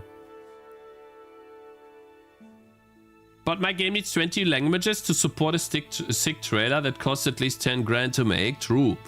Okay, let's see. Tommy was responsible for the art, game design, music, playtesting, and QA. Awesome. That's something I really want to talk about.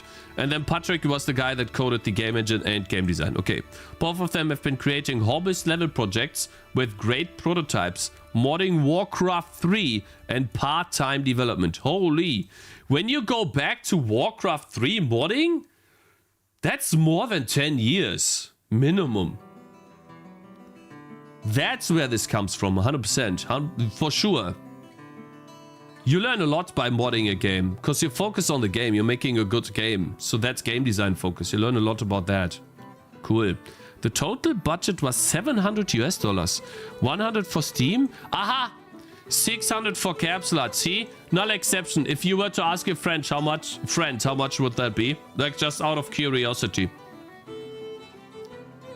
Or maybe you can't tell. You can tell me private if you don't want to tell it like public. Labor not included, yeah. Let's see, timeline. June 2024 development starts, August 5th. June, July, August. Steam page created 2 months after dev. Demo released 6 months later. Steam Next Fest. 2000 wishlists. Okay, so guys... how about this, yeah? When we do the Steam Next Fest in October, let's hope for 1,000 wishlists. Okay, I was hoping for 2k, but if these guys get 2k, I don't know if I have the same game as the Gnomes. You guys, I don't think I have the same success as these guys. On March 2024... a couple of days before release, they had 850 followers and got a popular upcoming spike, okay? Full release on April 4th with 1,600 followers. And the only English, no translation game, huh? And then on June 1st, discount. Wow, they sold... How much was the discount? I need to call this out because it makes me kind of mad. How much discount? Or maybe he goes into this later. Update with language support, July. So wait. April, June, July. So March. No, wait. Full release is April. June, July. So about 2 months without full language support. And now how many languages do you guys support? English, Japanese, Chinese, and Korean. Wait, 18 supported languages. Holy. Look at this. So guys, do you think they just went and asked someone to do the translations for them? After... Yeah, I guess we ask him, right? On Monday. We'll ask him on Monday how they did it. Like, they probably 100% AI, you think? No. But we can ask him. Maybe. I wonder if he's gonna be truthful to that. Let's say they actually used AI, right? And we ask him on Monday how they... Actually, I'm gonna write that down. It's a good question. How did you do the translations? How did you do the translations? Here we go. AI question mark? I don't think so, but it would be funny. AI plus human correction, yeah. Do you actually want your face in the moon, man? No, it was just funny. It doesn't have to be in the moon, no. I thought it was funny. Because Haskas put it there and then I was like, oh, it's actually there? Yeah, let's just keep it. Update with a daily deal paired with new language support. Excuse me. You can see the discount on SteamDB. Yeah, but for completeness sake, you could put it here, okay? Fine, we'll see on SteamDB the discount. Let me test here. Price history. Sorry, clicked the wrong one. Minus 30%, I think. Or was it 20? Was it 20?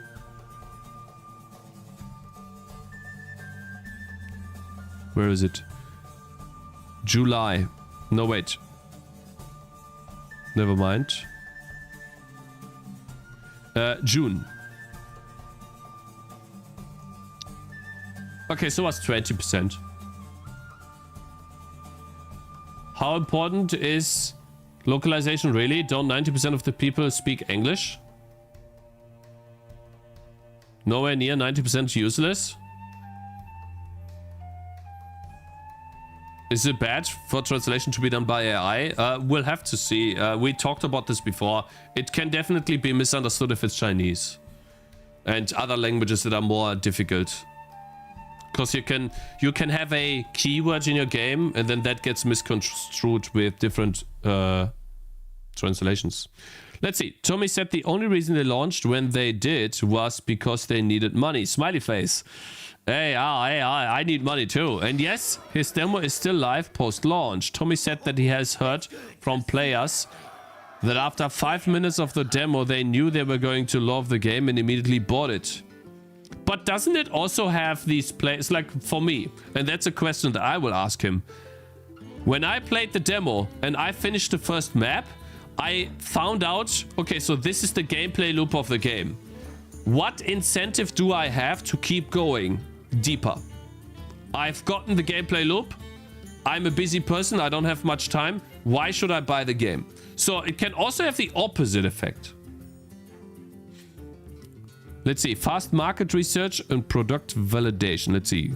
Gnomes is Tommy's second commercial game. In 2023, he released Sea of Survivors. Wait, Sea of Survivors? I think we saw that before. Oh, yeah, we did. Yeah. Which was a Vampire Survivors Sea Battler. So he has sense of types of games Steam wants. Yeah, I mean, you get that the more time you spend on Steam. But yes. But he goes further by creating quick vertical slices and seeing if they are really fun. Aha, okay. How did you do those before he met the guy that made the Gnomes game with him? Because it must have been some other engine, not Rust. Because the game is made in Rust now, but he wasn't using Rust. Signs that Gnomes was going to work even in prototype phase. Yeah, so that's the important part here. When you build a vertical slice of your game or prototype and you put it out to people, what is a sign that The game will do well. The first prototype was fun with just a few elements in place. Placing and moving gnomes, goblin pathing, and planting a crop. All the advanced mechanics like relics, guilds came later. It was fun with just those early pieces. Huh, interesting. That's something to take away for our own games. I'll think about that for my game as well. Okay. Tommy playtested with strangers, read it early. How? And even after the playtests, he would receive screenshots from them after they played 2 or more hours on their own. If someone continues to play your vertical slice game past playtest, that's a good sign. Yeah. Okay. I wonder how he did it. Like, do you want to playtest?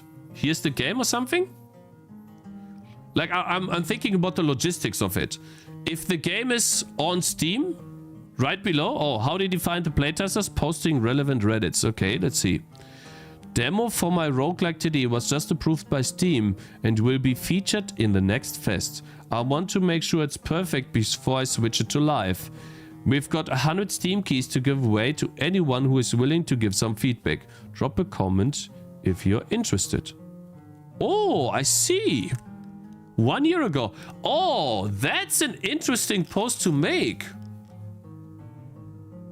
Huh. Okay. I'll try to do that too. No, actually, I'm gonna write that down for something to do before next fest. I feel like that's a good thing to do, actually. It's very valuable information. Ask for feedback?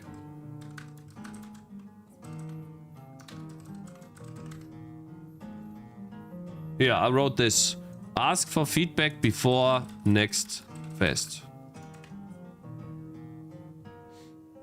And then this. I think you guys should try to do that too if you can. That's very interesting. And let's see how many people. Gnomes is the tower defense game. Oh, and then he explained the game. So he put. Wait, is that a GIF? Why is it not loading? Oh, it does loads now. Damn, he puts a small little GIF there. Oh, he's losing. Never mind, he's winning. Oh, he's losing. You lost, yeah. Oh, cool. Hey everyone, pretty crazy response so far, thanks. Oh, so this is later. Oh, it's edit. Gnomes is a tower defense game where gnomes, you can move them, you grow crops. If you like to check it out, here it is. Ha, interesting. Cool, and then it links to the page, and this is where the demo page was. Imagine Cakez giving away keys.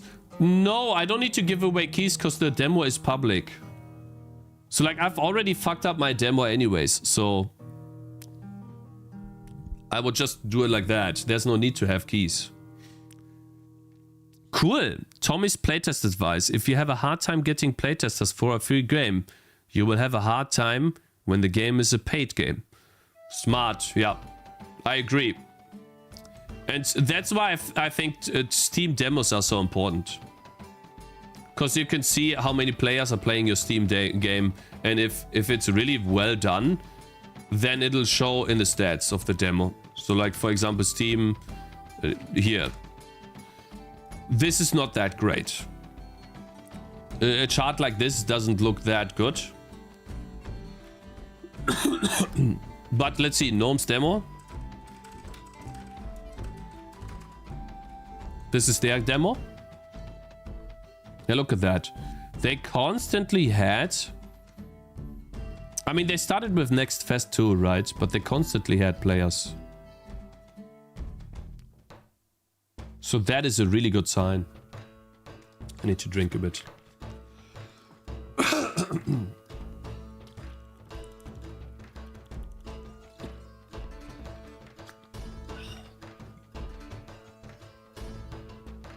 Not really, to be honest. It's a bit lower than I would expect, lol. But it's a demo.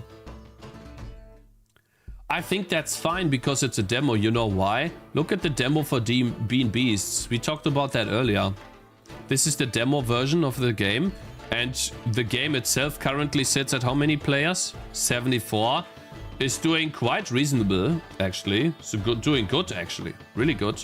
And I'm pretty sure it's gonna rise over the weekend too. The demo for Bean Beasts, especially in some dry periods, was sitting at like 1 to 2 players only. It wasn't looking too hot. I think for a game like Gnomes, I think that's good. Let's see. Okay, Tommy. Okay, Tommy also said that in his general pitch to his partner Patrick, he mocked up what the game would look like. Most of the art in the original pitch made it into the final game. Tommy didn't fiddle around and kept hemming and hawing on the art style. He stuck to his original plan. But is that something, is that a skill he learned by making multiple mistakes when he changed the art, huh? Okay. Marketing. The marketing plan was very straightforward. Meta from the How to Market a Game playbook. Minimal social media other than Reddit. Okay. Steam page live, early in development. But what if you, this is a question that I have.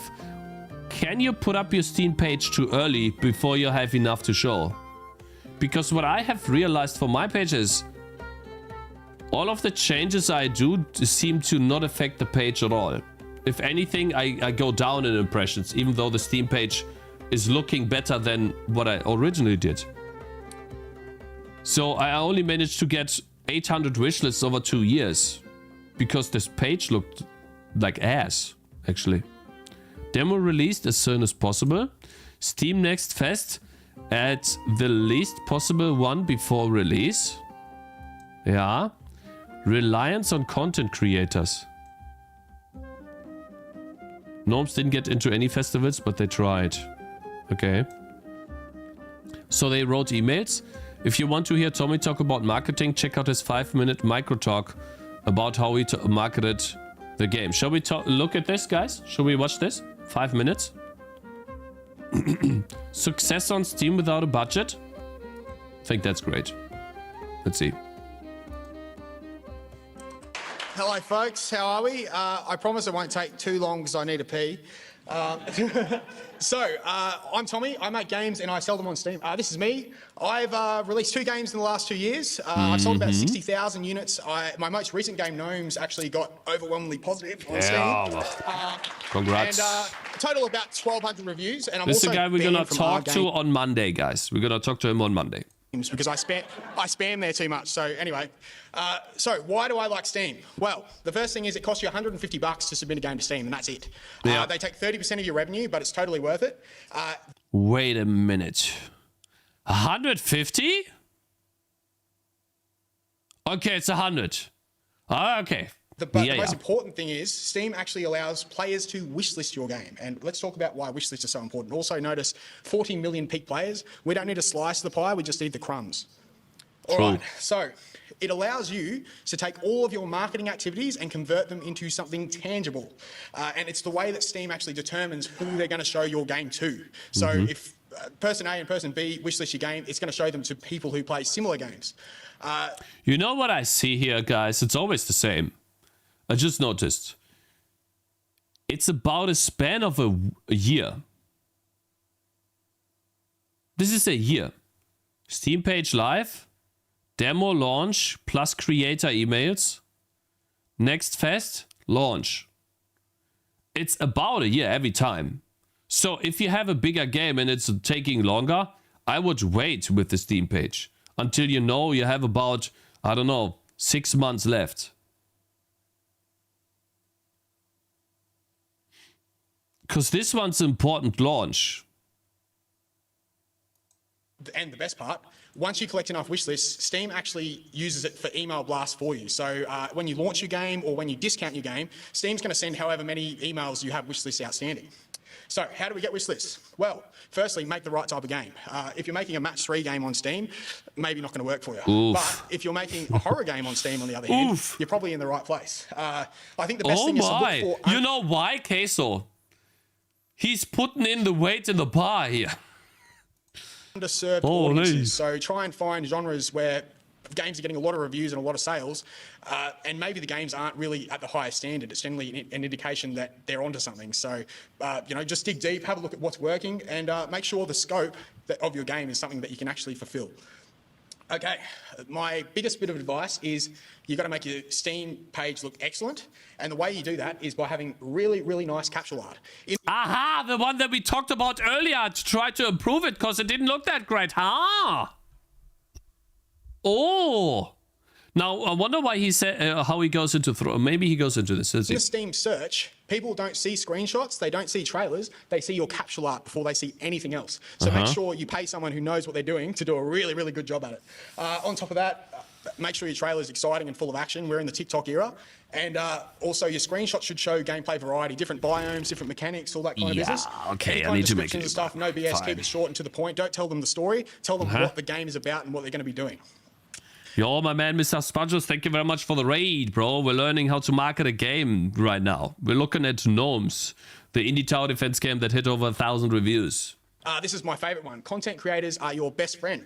How you doing, man? Spidercat, as you can see here, he's got his email in his YouTube bio because he wants you to email him with his game. The same with a bunch of other creators. They'll either have it on their YouTube or their Twitter or whatever. Sorry, that's one of the first guys we're going to look at, Splattercat Gaming.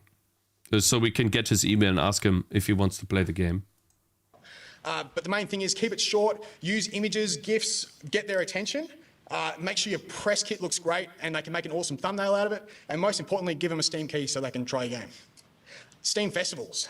This is a really low effort way to get your game in front of a lot of people. Steam actually displays a lot of festivals on the front page. There's both third-party festivals, which might require a bit of digging to find, and also maybe a Google form or something to fill out. But sometimes Steam will just have a festival in the back end.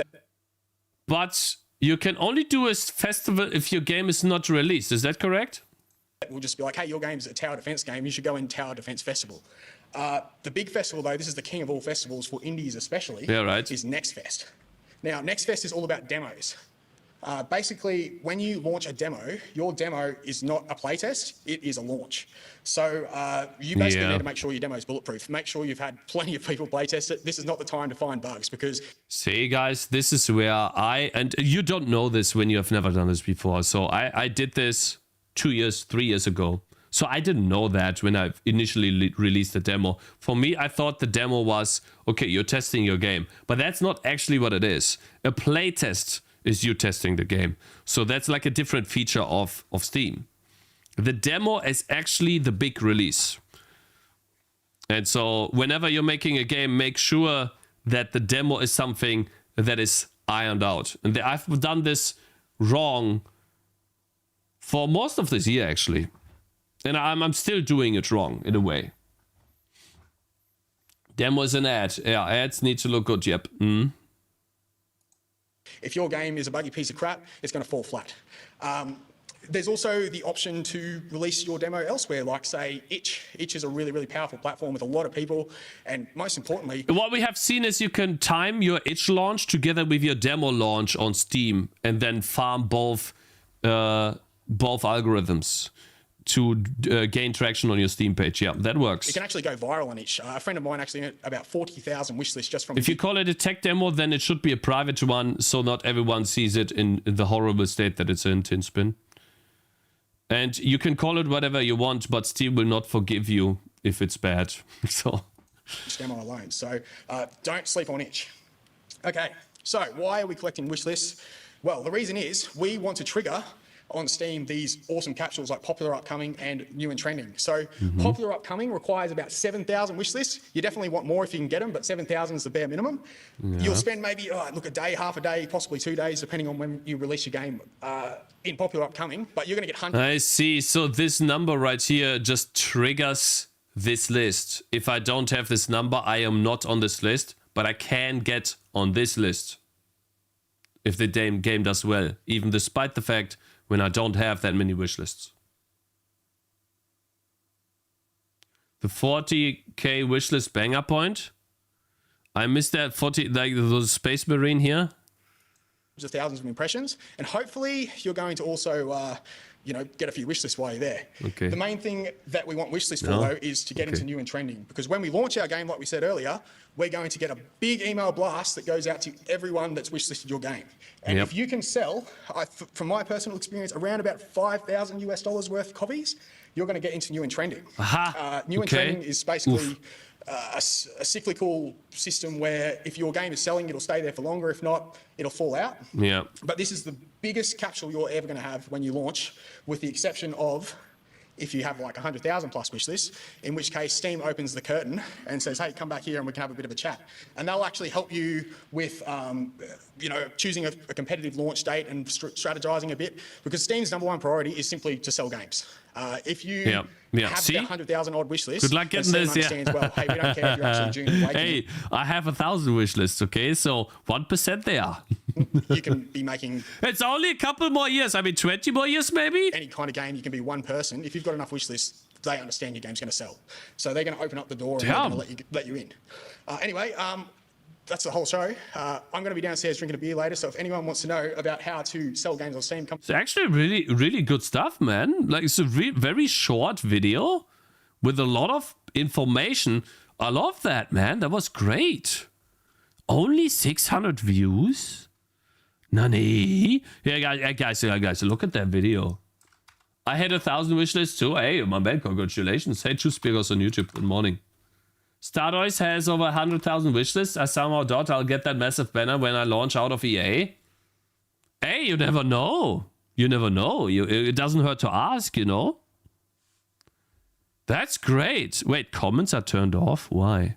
Maybe they have done some question. That's a good video. Maybe they have some other weird videos. I am 0.1% there. You have 100 wish lists? No, Tommy is pretty good at creating posts that actually convert on Reddit and managed to collect 3,000 wish lists before he even launched a demo. Here are some of his best posts. Note, none of them went super viral. He just kind of ground out wish lists. Okay. Roguelikes. Ask for playtesters. This is smart. I'm releasing my turn-based RPG game in less than 3 weeks. I want to invite one more round to playtesters to try the game before launch. I've decided to give away 50k keys in exchange for your feedback. Oh, wait. These keys are actual game keys. Right? So like full release keys. These are not just demo keys. That's what I said. Aha. Okay. Yeah. Okay. That makes sense. It's like a deal. Cool. And then he put the trailer here, 100%, right? Yeah, he put. Okay, that's the trailer. What the hell is that? What am I looking at here? What are these thumbnails? Slime adventure? Bro, what the hell? Crazy. Okay, what is this? Pixel art. For you, no pixel art. What is this? I've been learning pixel art for about 18 months now. I was feeling confident, so I decided to make my own Steam capsules for my new game. How did I do? Oh, he decided to do it himself. That's what I want to do. I think the first one's the best. Why is it so blurry? That one's the best in my opinion. Hire him. The moment when he realized he wasn't kidding when he said you've been gnomed. But there is no link to his game. So he made really good posts, but there's no link. So guys, I want to ask this because maybe I don't understand this about Reddit. There is no link to the game. So how does that help his game? It's just getting the name out? Gnomes? You can't click on Reddit, you get banned.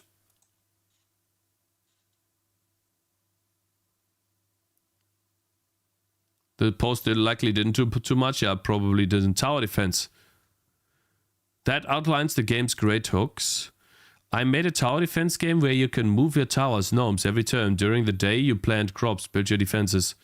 Oh, Tower. I should post there. I should join this. I didn't join that yet. Good idea. During the day, okay. At night, watch chaos unfold as the Gnomes defend against the Goblin Horde. Oh, that's the trailer?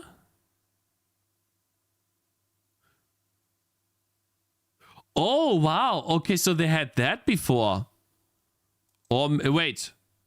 Is that a mechanic I didn't get to experience in the game? Is this still in the game? Because I think I never engaged with this mechanic. It's the first time I see this. Damn. Okay, and he made like a small little trailer of what the game is. Interesting. Actually, like quite a lot of work put into this trailer, to be honest. I played the game, bro. What you talking about? Oh, wow. These are bombs. Cool. Oh, and then wishlist on Steam. Looks super cool. Good luck.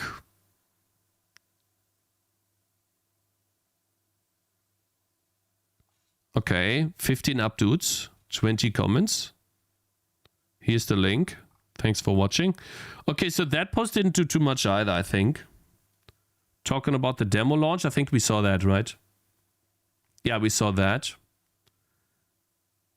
Because he lives in Brisbane, one of his most popular, and because the game is made in Rust. I'm a local Brisbane software developer. Like a lot of people, I've had a hard time finding a steady tech job over the last 2 years. Instead of giving up, I decided to build and release a game instead. Cool.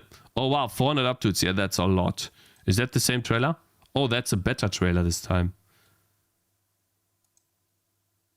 Oh, yeah. So they made more trailers over time. Just more and more trailers. Cool. Good day, everyone. Thanks for watching. Okay, cool. And hello, this is a commercial game we've created from scratch using Rust. What do you think so far? Very cool. What did you do? Oh, so basically they're farming multiple subreddits. And so I could farm the C++ subreddit for development. C++ Gamedev or something.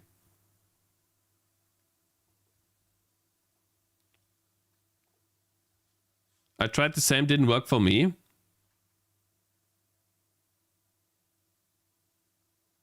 I'll be honest, I don't know what's cool about the Gnomes game.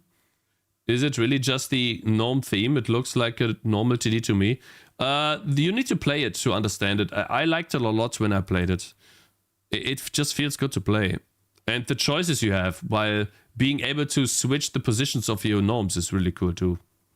Okay, so the demo launch was good, but Tommy said it didn't really get that big of an increase in wishlist until Splattercat played it. Tommy said he emailed Splattercat a pitch, but got no response for a few weeks. Later, Splattercat uploaded the video of the game. Aha! Damn, how many views on the video for Splattercat? 200,000? Gnomes, good thumbnail. 94k, that did a lot. Okay. Oi, guys. Yeah, we'll ask him too. Maybe he will not answer for weeks as well. But hey, if he plays the game, that's great. I made this game on Arch with Neovim, by the way. Yeah. Hello, Aim on YouTube. How you doing, man? This is the first domino that encouraged other content creators to play it too. Tommy says after Splattercat and Wonderbots played the game, Gnomes hit a necessary 7,000 wishlists. Who is this guy? Wonderbots. Okay, so that's another guy. Yeah, we need to write these down. I'll keep this open. By the way, watch this video where Alexa says that's the best tower defense roguelike of 2025. Yet.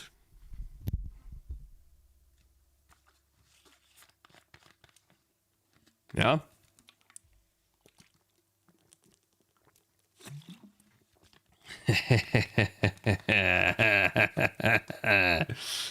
Yeah.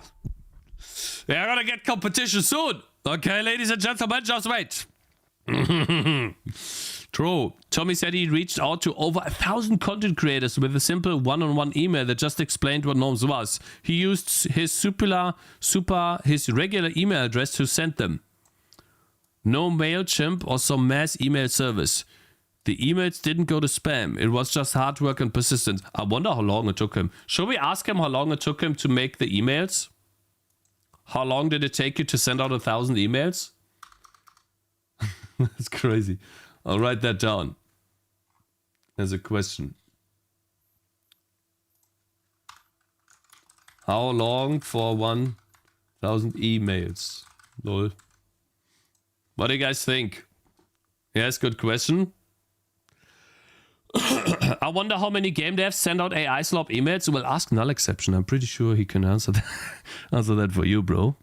Lesson here. If you reach out to content creators and they don't respond, it didn't go to spam. They just weren't interested. Yeah, I mean, that's obvious, right? Launch. Smart developers use the weekend trick to extend their visibility on the launch widgets of popular upcoming. Wait. The weekend trick relies on the fact that Steam generally doesn't allow games to release on a Saturday or on a Sunday. Therefore, the two launch widgets are frozen starting Friday afternoon and extending into Monday morning. Oh, wait a minute. Hold up. I wonder why Bean Beasts released yesterday. Because maybe it's frozen today so that he stays on top of the charts. And so if we, oh yeah, 88 people in game, I think that's almost a new peak. And we are not hitting peak times yet. So in a couple of hours, this number might look much higher, over 100. No, if you release it, you need some time to get into these spots. So, for example, yesterday he released a game and he was sitting at 40 players plus the entire time. But only until 8 or 9 hours, maybe 10 hours later, did he reach the 10 reviews. Or he farmed some reviews and sales. So you need some time to farm this to get into these spots. And so you need to make sure that you don't get there too early, so you leave too early, but you can't also get there too late. Otherwise, you don't get into it. For new and trending, it's better release on Friday. You sure? I just noticed they have a different logo. A small one, okay. Let's get back into this. Oh, wow. I need to write these things down. We need to compile this. Important. A lot of people get this wrong. The amount of time a game spends on launch widgets is not a ranked list based on sales. Instead, it is a queue of qualified games listed by release time. When a new game enters the list, the oldest game is bumped off. Oh, so the fewer number of games there are that are released, the longer the game will stay on the list. Oh, sometimes a game's sales fall very fast and it gets kicked out of the list, but for the most part, once you are on there, you will be there until your age of the list. That is some very valuable information. I did not know that. So the big question is, do you want to stay frozen in popular upcoming and new trending? Yes. If you maximize the wish list, send out release date Monday morning, the game will likely enter popular upcoming on Friday afternoon and spend all weekend earning around thousands of wish lists per day on Friday, Sunday and Saturday. This is the requirement of that's why there's a requirement of 7,000 wish lists on that Friday. But this requires having that many wish lists. Okay. So potentially if we get lucky and we get to like 5k wish lists before release, let's say we get lucky and we get to that number before release, and then we get close to release, it ramps up the wish lists again because it ramps up the impressions. Maybe we can hit 7k with the release and like that, the release boost essentially. Maybe. I got you an email template. Oh, really? Dev Smudges, thank you.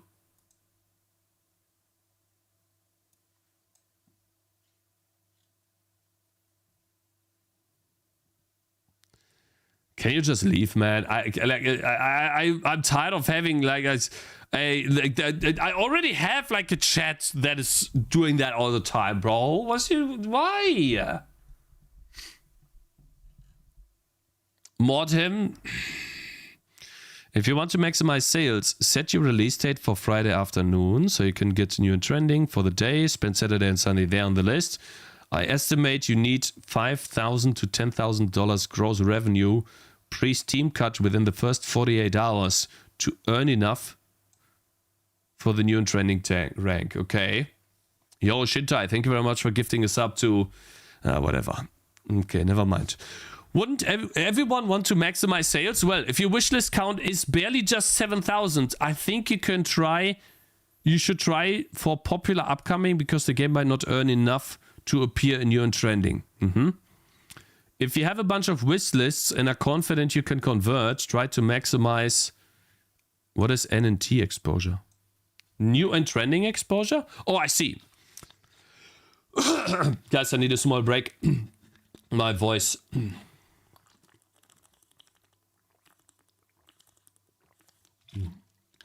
It's still tough to talk.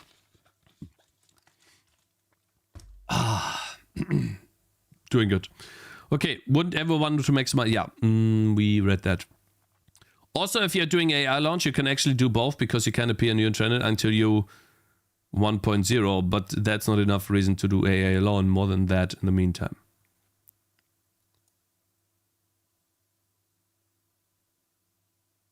If you're doing an early access launch, you can do both because you can't appear in new and trending until you 1.0. But that's not enough of a reason to do EA alone.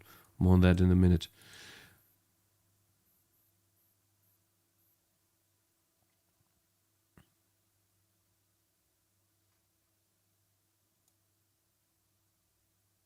Hey.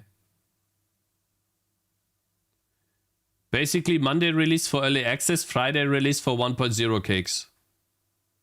EA can't use new and trending. Show me a person that does that, man. He didn't do it. They didn't do that. No way. Full release. I do? You're farming, bro. It's crazy. Okay. Anyway, so like I think these Steam tricks are a little bit too much, bro. I gotta be honest. I will go with my EA launch, okay, and I'll be happy. Or not. But yeah, I'm not gonna go and then do a full release there. Absolutely not. Okay. Tommy opted for the new and trending strategy. So he launched on Friday. Gnomes earned around 10,000 in 24 hours, which secured him a new and trending spot for the weekend. Cool. As you can see, the homepage traffic, the orange line, peaked on Saturday. I suppose April 4 is Friday. Then it peaks on Saturday. On Sunday, it's dribbled down a little bit, but still high. So wait, guys, this is 10,000. This is 3 times as much. That's 30,000. That's another like 30 or 20,000. Crazy. So much already. As you could see, the homepage traffic, orange line, peaked on Saturday, April 5th, and then took a sharp drop once it was moved off the list. So, wait, but this is Saturday, Sunday, Monday, Tuesday. So it really drops here after Monday. Discovery queue. Okay. In a previous blog post, I explained the third day of the discovery queue tells you how your game will do. Here's the Gnomes discovery queue launch in green. Matched to the benchmarks I have collected. Diamond, gold, silver, bronze, and Gnomes. Oh, so is that like how many units sold here to the left? Days after launch? And what is this to the left? Median daily visits in the days following the launch. Median daily discovery queue visits in the days following the launch. It's just the visits to your game or to the queue. Is that to your game or to the queue? Or to the queue and then finding your game in the queue? Huh? So 66,000 visits. Diamond games equals good games. Bronze is bad games.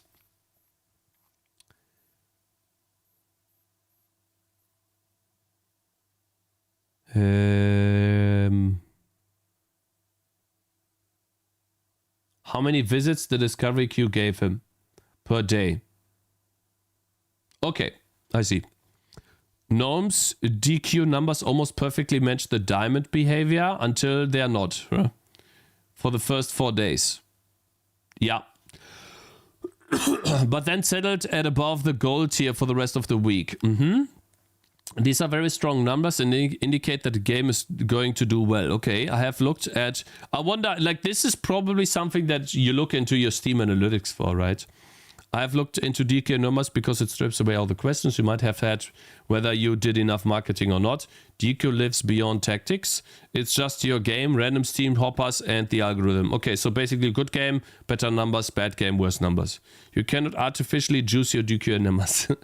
If the game does well, you stay. If the game does poorly, the DQ cuts you out. You get on the bench. I think the strong hook, good genre, crafty builded TD, good early reviews and unique graphics show the deep gameplay helped Gnomes do the DQ on the DQ. Yeah. For information, see the benchmark. Yeah, will not look at that now. Okay, no early access, full launch. Yeah, I wonder why. I guess it was done, huh? The team decided to do no EA. He didn't want to deal with the ongoing support expectations.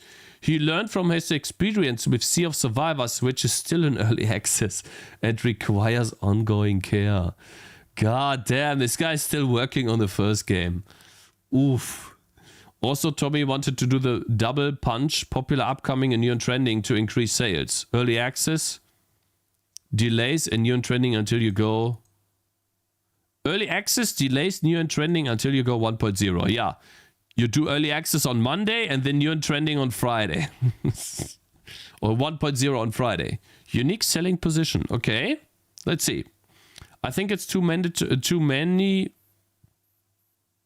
Oh, it's a spelling mistake. I think too many developers overdo their hook.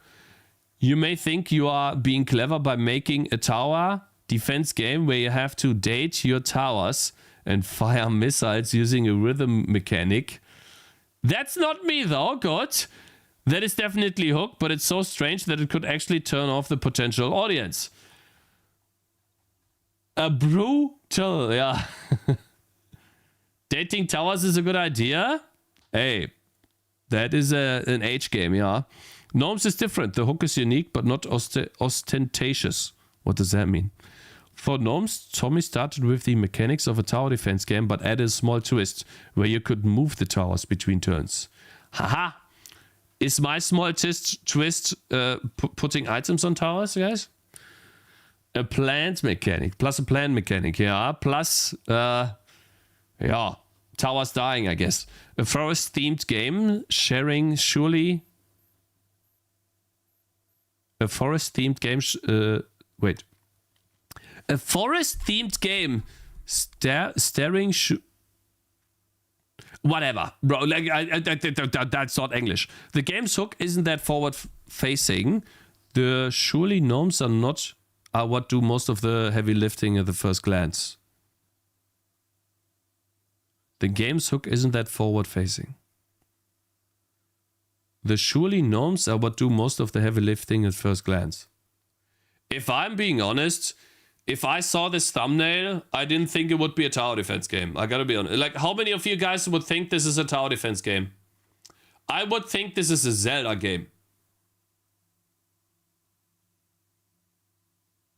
That's what I see.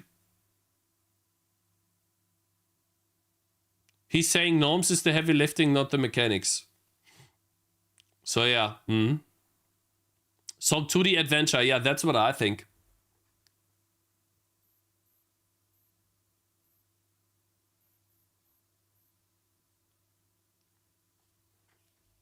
UTD back in Warcraft 3 days. Looks like an army game. Yeah, something like that, right? Or that. I mean, the house is here, but it's barely visible. Okay. Tommy has a good perspective and technique on what makes game unique. He said his strategy is to make a unique mechanic and then thinks of a theme that would support that twist. Okay. For his previous game, his team started the idea, what if we had a Vampire Survivors like, but you couldn't stop moving? But I mean, who stops in Vampire Survivors? You move all the time, okay? Tommy took that mechanic and proposed applying a natural theme to it, since its sailing ships have a hard time stopping. The idea of Sea of Survivors was born. Okay, well, cool. Deep mechanics. Okay, that's me. Oh.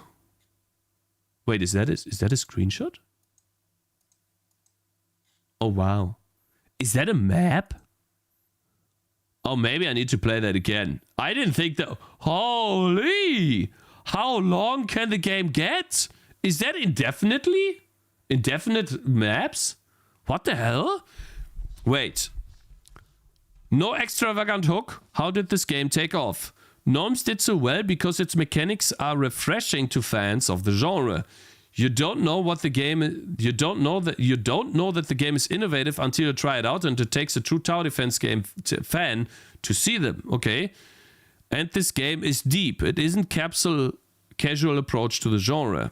It isn't. Gnomes is for people who have been playing TDs for years. So for me, this is a screenshot. Okay, so this guy just kept increasing the world. I didn't know you could do that.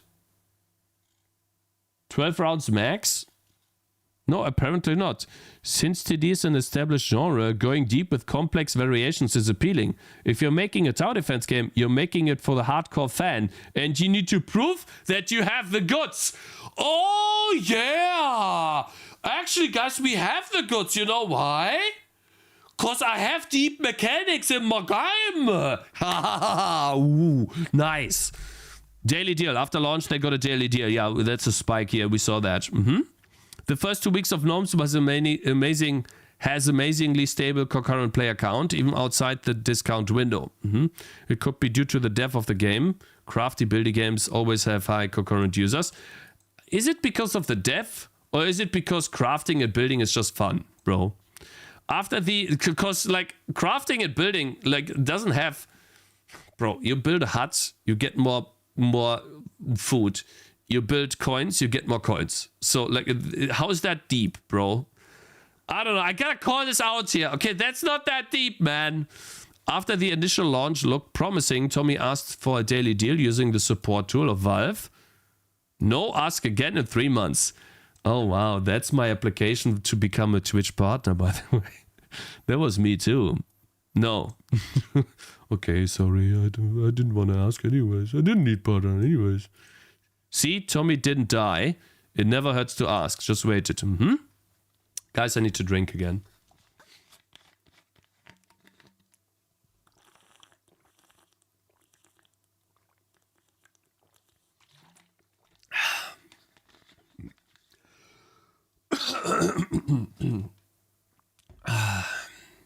I need to ban someone negative. Give me a sec. Good. 3 months later, he tried again. This time, his pitch to Valve was that they were adding more languages, additional relics to extend the playtime. Valve accepted on August 5th. They went live with a daily deal and a 30% discount. Hey, maybe that was a bit too much. The daily deal sold more units than the initial launch, but because of the discount, the gross revenue was a bit less. Okay, here are the results of the daily deal. 35k. Damn. Is definitely on the upper end. Typically, I see 10 to 15k from a daily deal. This is really something great. Awesome. Cool. Wow. Look at this, guys. Here's the impressions. 19 million. I have 170,000. Over 2 years. Goodness. Bundles. Okay. In addition to regular sales and the daily deal, the team padded their revenue through bundles. Remember how I mentioned Tiny Rogues was a huge influence? They bundled together and it was their #1 bundle by revenue, selling $25,000 in worth. Again, bundles are huge and you should do them. Just by clicking a few menu items, Tommy and his team earned $27,000. That's a lot. That is really a lot. Summary. Yeah, people often ask if tower defense game is a very viable genre. I think the traditional one, not so much. I think you need something more. I feel like either you go roguelike or you go building. Or you can merge those two.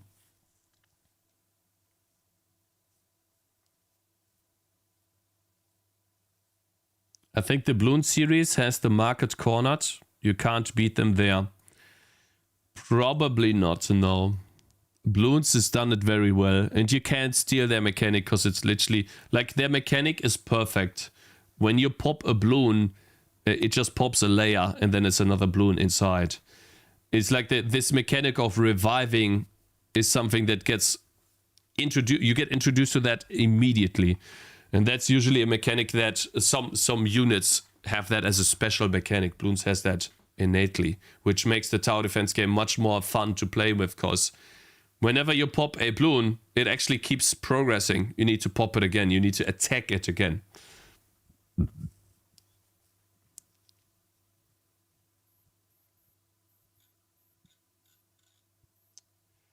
But I think TD is a viable, but you must go deeper and mix, yeah, city building into it, roguelike into it, maybe some mining, colony simulator, Dome Keeper, Rise of Ruins. Let's see, I think we saw that before.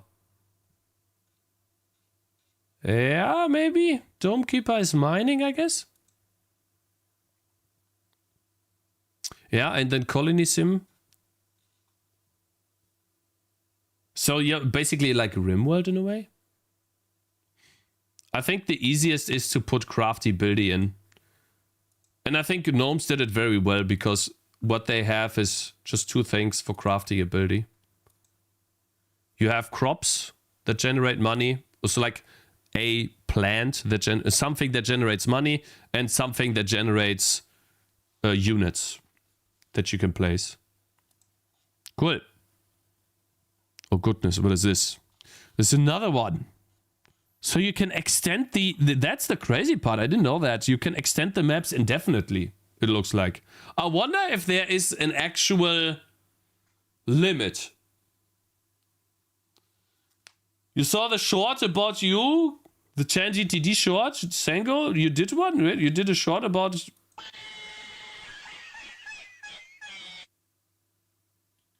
You're banned. You are banned. For 5 minutes, 10 minutes. Countdown Goodness. to next bad take. 30 seconds. These people, they can't behave, man. Am I so out of touch?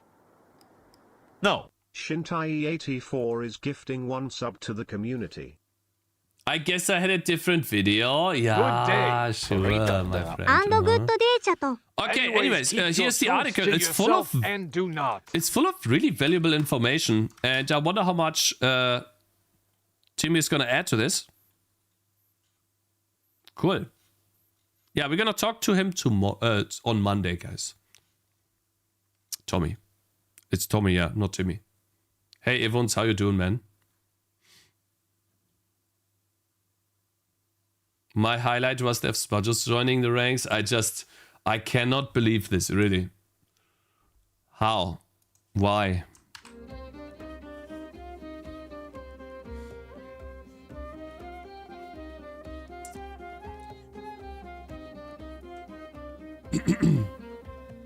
To be honest, he had one game, one success. I feel a little bit writing about it and teaching is not really, well, that great. But I mean, the things he said are true, and he has 2 games, not 1. There's Gnomes and... where's the other one? Yeah, about the publisher, we're gonna ask him about that. What was the other one called again?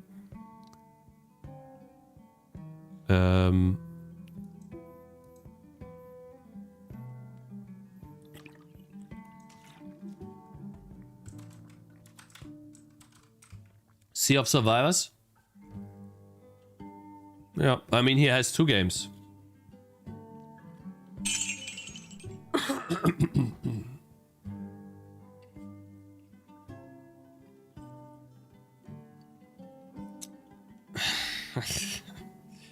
I don't agree. I don't believe you, bro. And why did it not do the TTS? Oh, I see. Play. Huh? Help them. Sengo 5x7. My man, thank you for $3. Look at the I link. copy-pasted the wrong link. Look at the link. This one was the right one. Frown. There is no link. You didn't post any link, bro. Did you animate the water? Are you No. animating the water? Will you animate the water? Man, this When guy is will really you good with animate the pixel art, water? man. How's he so good? Crazy. It looks so awesome. Wonder what I'm doing wrong. If I can borrow it. Oh, yeah. Thank you. Yeah. And I read that, you know, in passing. You're working for me again. Don't do it then. Okay? Never asked anyone. Huh? Should I clean stuff like this up? Like you never know in capsule art. But, you know, if you ever do want it bigger, these errors can mess up everywhere. Sending in DM because everyone loves Haskag's work. Oh. Don't tell me to read it in chat.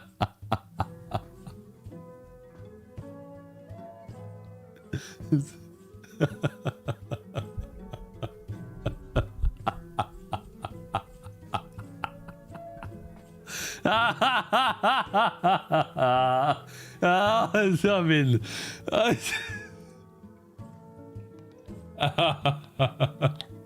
it's not a big deal, but it's actually quite funny, bro. God damn.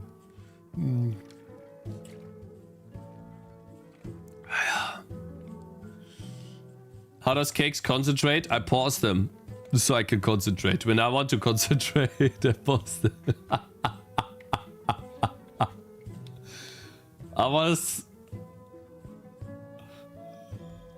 Should I clean it up? If you want to, yes, but please don't spend too much time on it, okay? Because I don't know 100% what I'm gonna do yet. Apparently, my stuff doesn't look good, and so we'll have to, like, I have to figure out something, okay? I don't want you to later come back to me. Like, I'll try my best with what I can do. We'll see what I do. I don't know. Apparently, my thumbnail sucks. Sad. We'll figure out something. Assume anything you DM Cakes will get leaked. That's not... Okay, bro. That's not how that works. Yeah, hey, so he made 2 games. You're wrong, yeah? His early access still works on the game, which apparently... I wonder why why don't you just press the release button? I guess he wants to farm that a bit? We can ask him about that.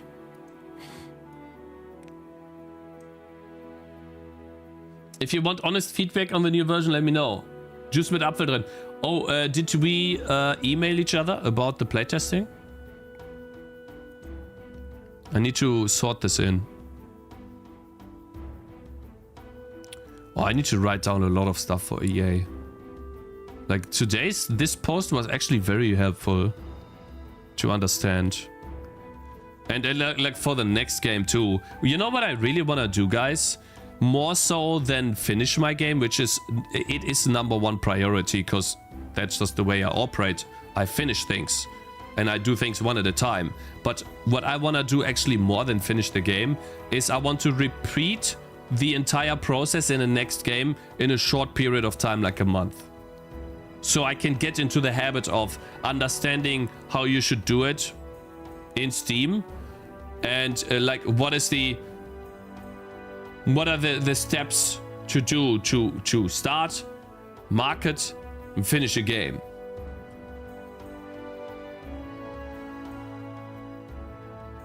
From a distance, it's fine. I must have no, there's no beef. Like he's a very nice person. He doesn't take this at all in the wrong way.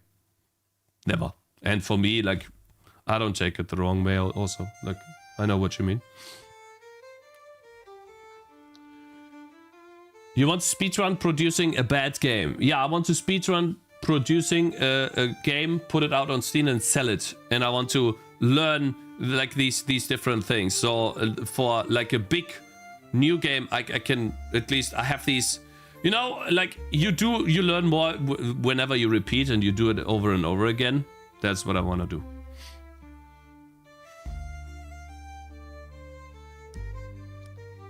At what time is the interview? On Monday? Probably the first thing we do is gonna be the interview. We'll play the game. I will play the game a little bit while asking him questions. Or we'll see how I do it, right? Maybe I can also set it up with a camera. I don't know. Depends on Discord, how we do it through Discord. If not, then I'll have him on. We'll see how I do it. A game with good core mechanics is still a good game, even in a month. Yeah, that's true, but there are still things you can do to increase your chances for success on Steam. So, for example, releasing a demo gives you a boost in visibility. And when you have a good game, that boost just multiplies itself, for example. And so how can you make sure that you have a good game? Well, you do playtests privately first.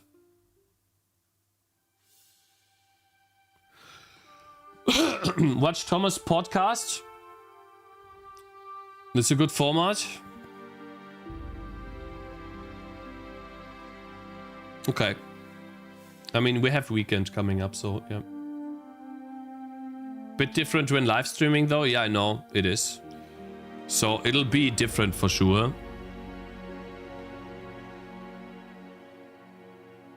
How come my question from for the Gnomes dev was deleted from the Discord?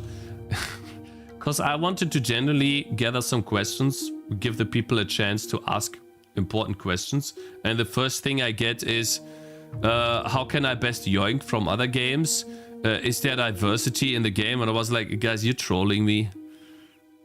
Like, it's fine to make fun of me, that's okay. But that's like someone taking their time to answer questions and all you guys come up with is some troll stuff. I was like, no. Repeat.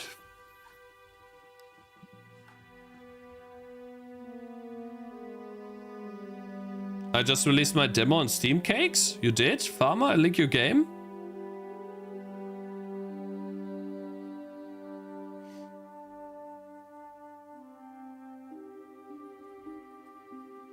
Awa. Need to drop weekend all. Hey, Mr. Jonathan Smith, you have a great weekend. Thank you so much for joining. And the support earlier too, man. In general, the support. Thank you very much. You have a good weekend, bro. Oh, Guardian Chicken, how's it going, man? So, is your demo flashed out now? Download Guardian Chicken demo. Yeah, we played the game before. I think map 3 was too difficult.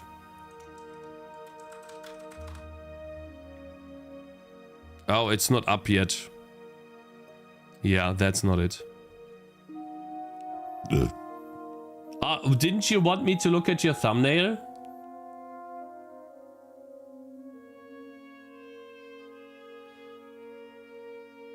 Yeah, I think your game has the same problem that we talked about earlier too. Like, we can't see the path. Can we tell that this is a tower defense game? We still have this open. That's the best thumbnail I can do, yeah. Making thumbnails for Steam is hard. So, would you understand that this is a thumbnail for tower defense games? See, like, here's my big question for your thumbnail. Why is the doctor so big when you don't even engage with this guy in the first 3 maps? Or like maybe at all. If he's not even a character in the game, why is he on the thumbnail?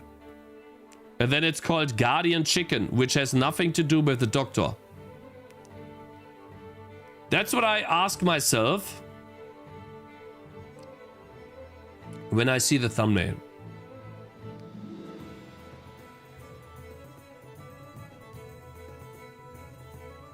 Cause to me, it like I can't make a connection from that to and my image is bad too, but you can see how in Kingdom Rush and in B&Bs there's motion portrayed a little bit at least. Here's motion with the projectiles and the guy flying, and then this guy is defending against arrows. Here is motion where the enemies approach and he's actually charging an arrow to shoot at them. So you can see that this is something about arrows and shooting. Therefore you can make that connection to tower defense.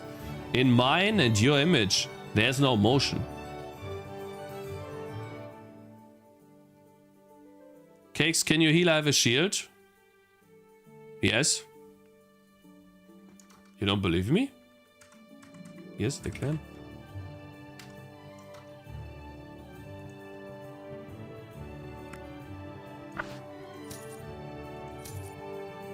Give me a shield. Oh, where they should. 1 second. They can, they should. Well, not this type of shield though. Actually, not this type of shield.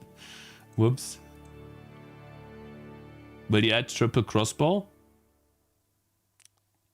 Triple crossbow? By the way, I fixed the positions on the five things here.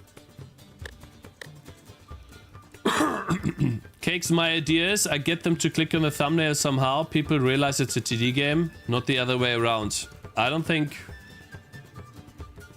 Maybe. I guess the king is watching is also not showing that this is a TD game.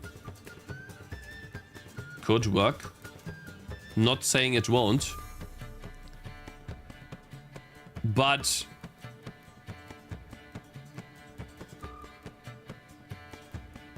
I don't know. For me, it doesn't look like... but hey! Maybe it works for you. I don't know. Can't tell. Can't tell. I just find it a bit odd that there's a character that is not in the game on the thumbnail. And you can't see the path. The enemies are to the side. They are not on the path. And they walk... Can you add Gemcraft? I can add Gemcraft, yeah, sure. We can make the list bigger as we go as well. I think I did 100% right. Oh.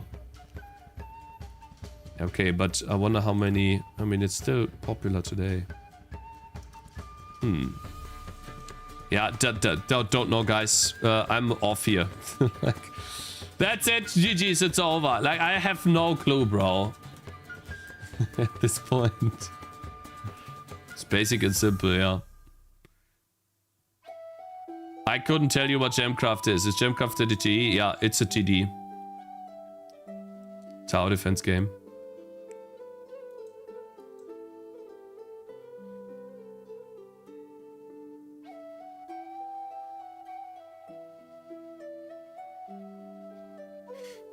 How about balloons? We don't need to add balloons. Balloons is just a name, bro. You already know by the name. Let's close some of these tabs. Some really good posts on Reddit too. Very good video in here as well. Like, this article is just amazing. Like, the Reddit posts were very helpful indeed. And then the YouTube connections as well.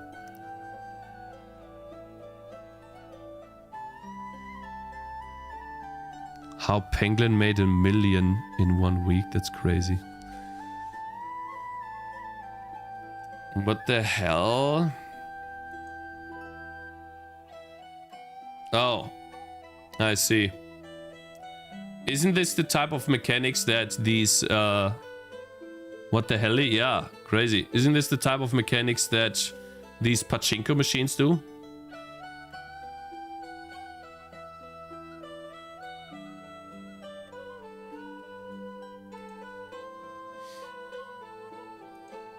Alright guys, let's do some coding though. Let's do some progress on the game. I've written down some stuff. Let me see that I don't leak anything.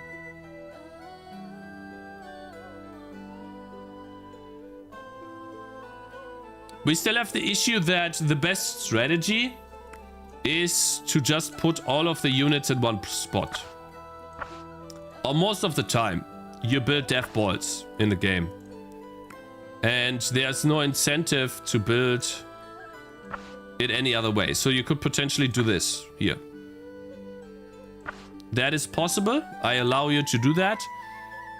And unfortunately, I don't really like that mechanic. But I have not found a good solution to get away from that. So this would be, for example, how you could do the level. And yeah, for the most part,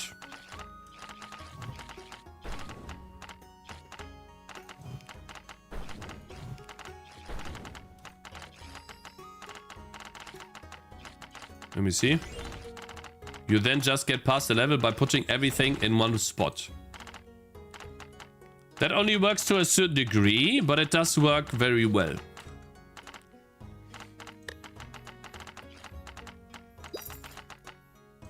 I think I said that wrong. That works so good that it's basically a #1 strategy to try first on every map. And that's a bit unfortunate in my opinion. Because I would love you to spread out more. And so we need to create an incentive to spread out. Yeah, and actually it works incredibly well. Look at this. Shit, I'm so bad. Yeah, and I also added in a weapon yesterday, a rapier. That's what it is. I wanted to make a somewhat dagger-looking weapon. I think I achieved that. Looks really cool. It's very powerful too. Does 50 damage. Very OP. Oh, actually, these guys don't even have... Lol. They don't even have skill points spent. Damn. Wait, maybe... Let's try to go for maximum bleed damage here. Bleed damage, bleed chance. Oof, I've never done that. Bleed chance, bleed duration, bleed damage. Oh my. That's gonna be crazy damage, for sure. Oh, he's already dealing 70... Wait, does he? Maybe not. Yeah, I think I overpowered this a little bit. 50% attack speed and 50 physical damage. And now he does 300 bleeding damage. Okay. Yeah, so it's a bit OP. I'm gonna get very close. What are you gonna do? Well, that's what I added yesterday.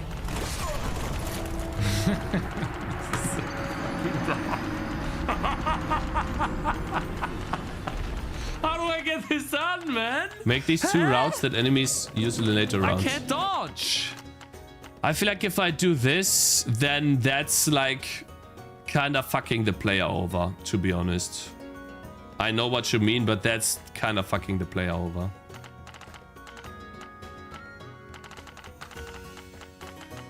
Yeah. Make a good guy take more damage when they get hit by the baddies. Make the good guy take more damage. I don't think that's...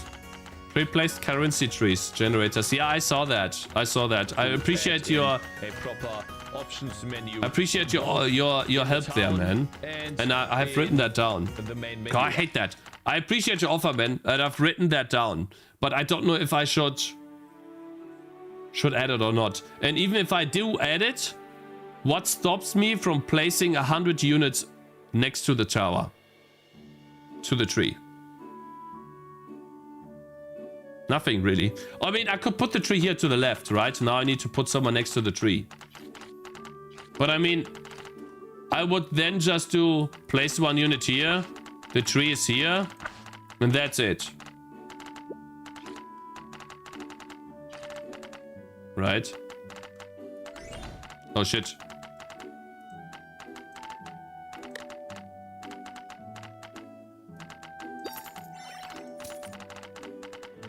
Range, attack speed, projectile speed. Damage cooldown time. Oh, this guy's getting huge. But those archers would be more effective in the death ball though. Yeah, it's about activating the trees. You have like a tree on the map, bro. And then that tree will activate itself when there's other tangerines around it and generate you money. Hey, you can't be serious. Oh my god, I'm terrible.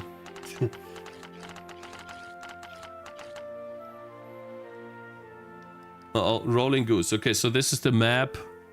This is where I last stopped designing this map.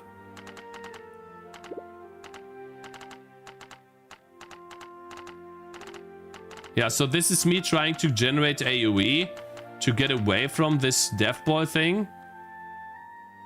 But that's about it. Add items that deal 100% damage on first hit. Make long-lasting dots that work more effectively when applied. Okay, yeah, but this is items. The items are already a great mechanic of the game. I mostly, the last bit of issue that I have in my game that I feel like needs to be solved is the death balling. That's just what it is, man. I don't like it. It's too easy. Can you do a poison effect that slows enemies when you want to shoot at the enemies as early as possible?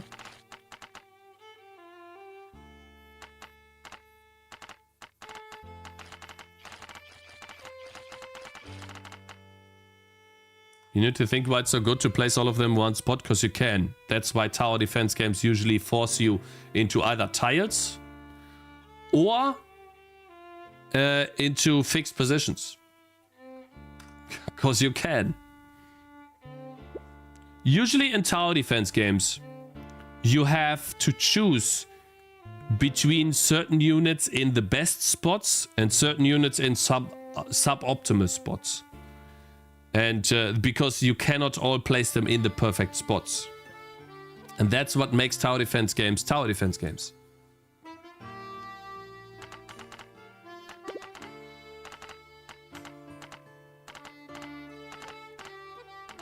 Yeah, so this is the round that I wanted to have. But yeah, like this is not even, this doesn't break at all. And either I overwhelm the player and make it so crazy that the incoming enemies are so many that they just overrun me.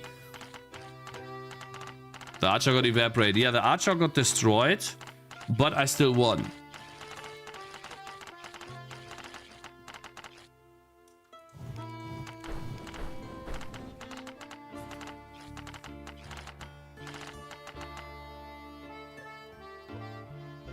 You can make this part only one road instead of two roads. Doesn't matter. You know why? Let's say you're right. What stops me from doing this, guys? I'll show you what this leads to. And that's why I don't like it much. Let's say this is only one white. Then when it opens up, I just do this. And then I just do that. And I just keep going.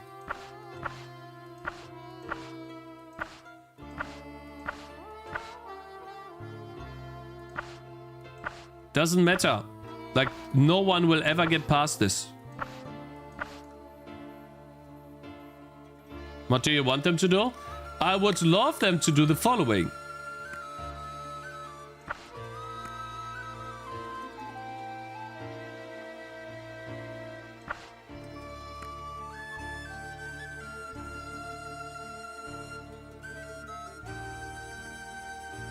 I would probably have to open up a spot here for the lady.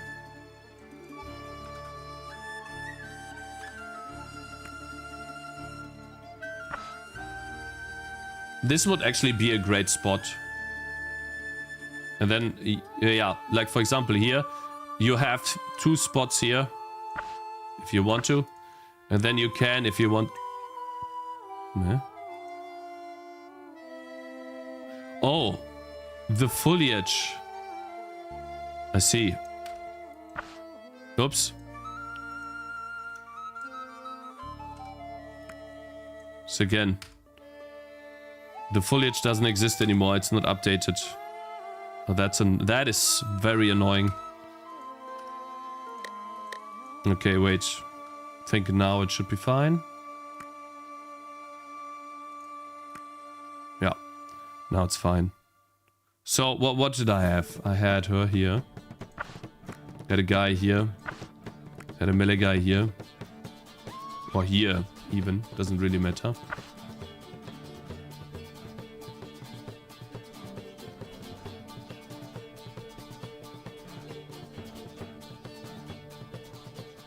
Yeah, I could do something like this.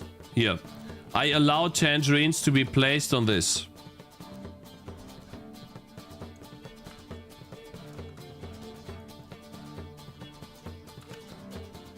Bro. You serious? Okay, I would have to find out a way so that... Okay, that looks bad. let me figure out a way. Let me see. Tree stump.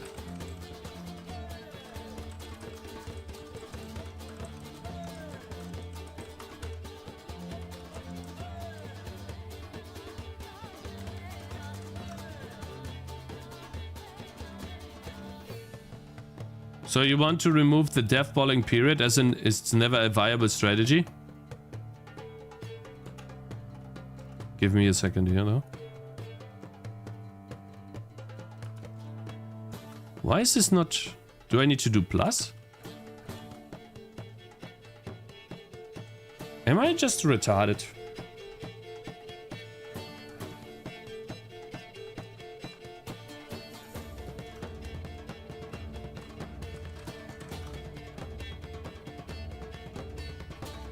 Am I just so dumb that I don't understand my own code?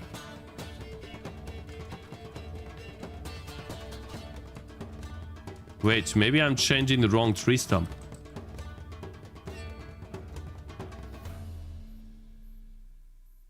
No.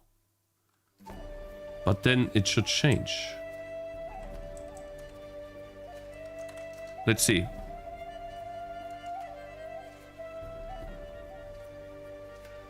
The tree stump doesn't change. This is not the same tree stump.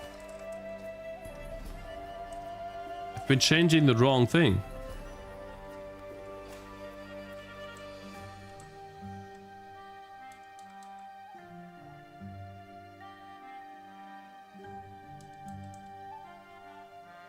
Hä?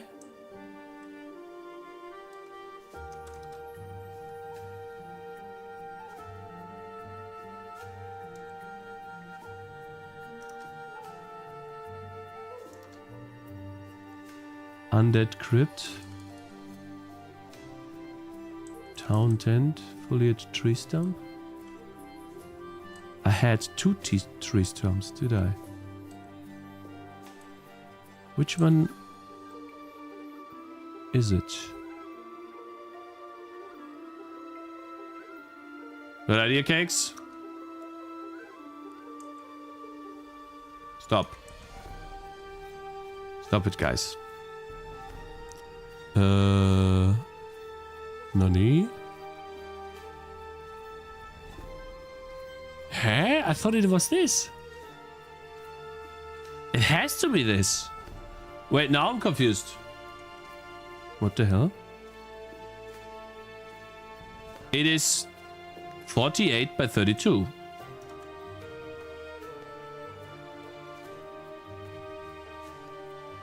(32) offset. Wait, this one's 0.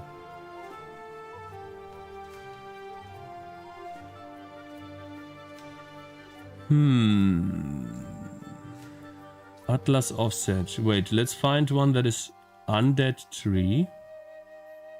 No. No. Oh, undead tree stump. Aha! We needed to change the undead tree stump and do -8. Let's see. Finally.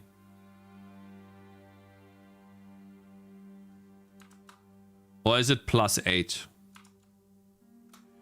I'm getting tired of this, you know, guys. +8.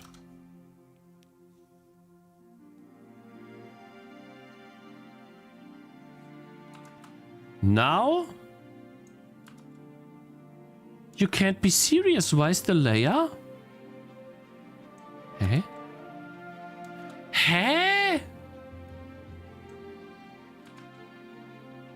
Oh, wait.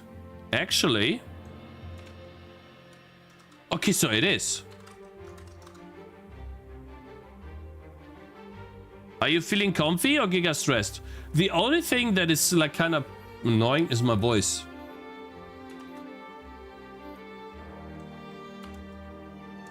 Oh, yeah. Bro, I'm getting really... It's starting to get on my nerves. 16.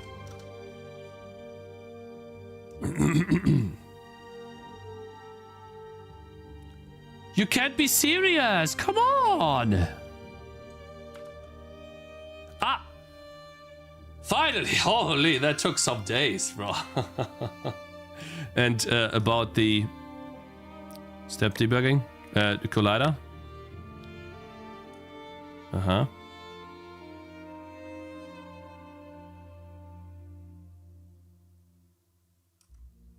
Okay. So I could do something like this, right? But guys, let's say I have a spot on the map where the tree stump is like that, right? Let's say I have. This looks painful to align. Yeah, that was painful, bro. I'm telling you. Which model do you use for... Use GLTF or different? I don't use GLTF, no. I just use PNG files. What stops me from doing this, guys? This is the problem. All of these things that you recommend do not help the initial problem. Yes, now I have buff zones on the map. Great. Let me just put all of the units next to the buff zone.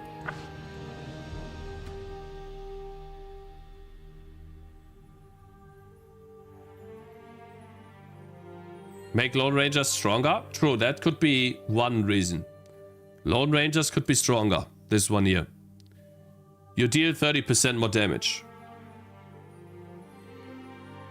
30% damage is great. You can put them... Yeah, I can put more of those on the map. That's true.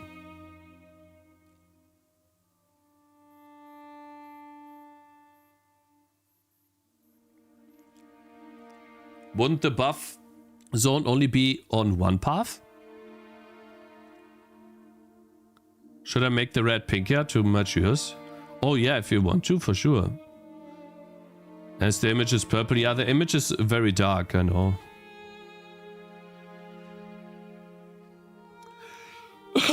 I don't like that it's not a separate skill. I can see why, yeah. You would want to have some rangers to be Lone Ranger and others not. I know. Is the devblog that annoying to you? Kinda, yeah. Because it's the easiest strategy, there's no thinking involved. You don't think. You just put all of them in one place. Yeah, devballing just takes away from 0 IQ, yeah. That's what it is.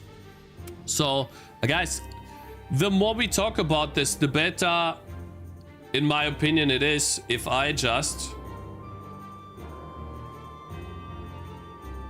do fixed positions and still do all of the other things that you guys talk about. So, for example, I can still make Lone Ranger stronger. Now, I just have a spot on the map. Like, I'll place the units where I think I would place slots, right? I will show you. I will place all of the units. Or, wait, how about this? Let's put that here somewhere. For now. Do I have a foliage thing that I could quickly reuse for that?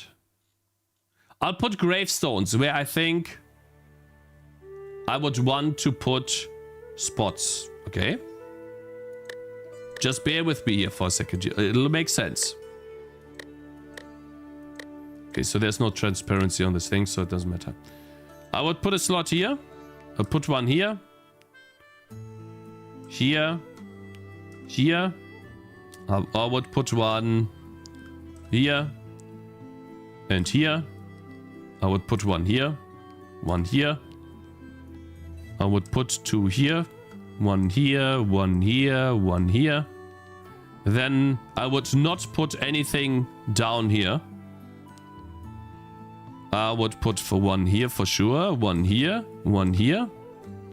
Nothing down there, can't see anything. One here, one here. I would put one...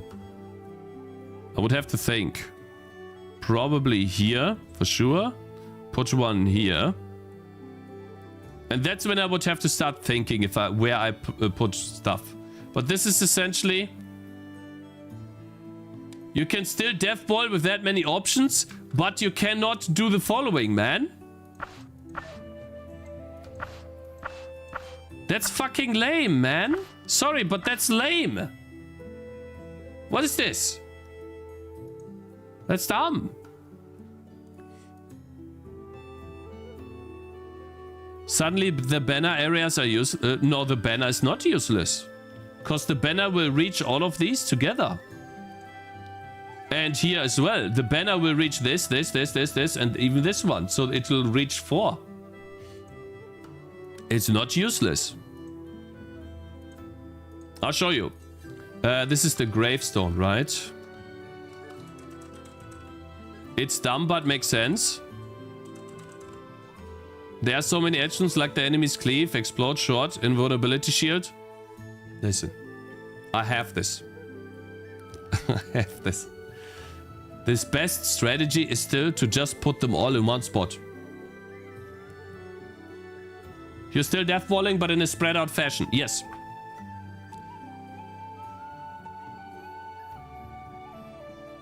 Buying items, saving another money for a unit with Windslash. Yeah, Windslash is a little OP right now, okay? But it's still an upgrade, bruh.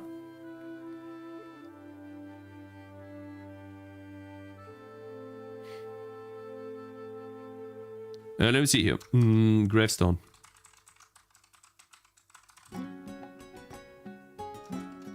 Guys. Grave? Yeah, it's grave. Let's put the collider radius to 0. Therefore, we can put only these things on the positions. Then I can put them here. Wait. Let me save this level. Let's restart. The collider radius should be 0. Is it really the wrong grave again?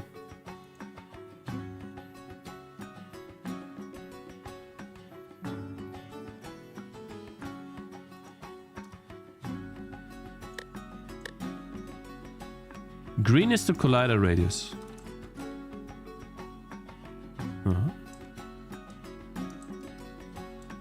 Do I have another grave? I thought I only had one. Let's do 12.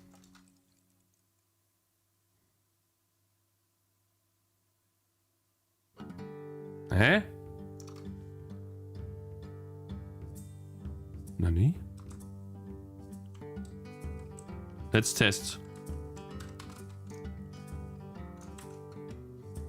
Oh, I don't have any oak twigs, do I? Doesn't change anything.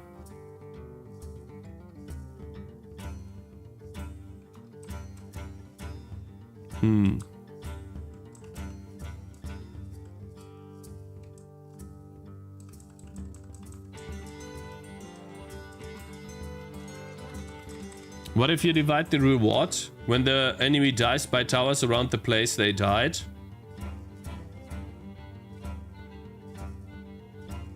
I think the enemies dealing damage to Tangies is what causes devballing. You want the healer to heal as many Tangies as possible. Yes, that's why you force them on certain positions. Now you need to decide whether to place a healer or attack damage guy.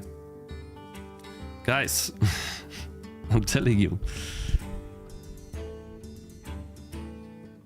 Hope you're doing good. Thank you very much for joining, Mr. Tenix Developer. Yeah, hope you're doing good too, bro. Awesome to have you here, man.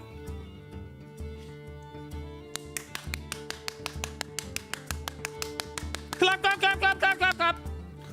Yes, yes. What the hell, bro? Why not?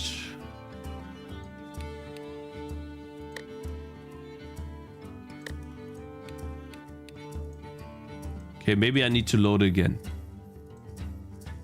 Show colliders. Hey, why does the collider radius not change? Honey?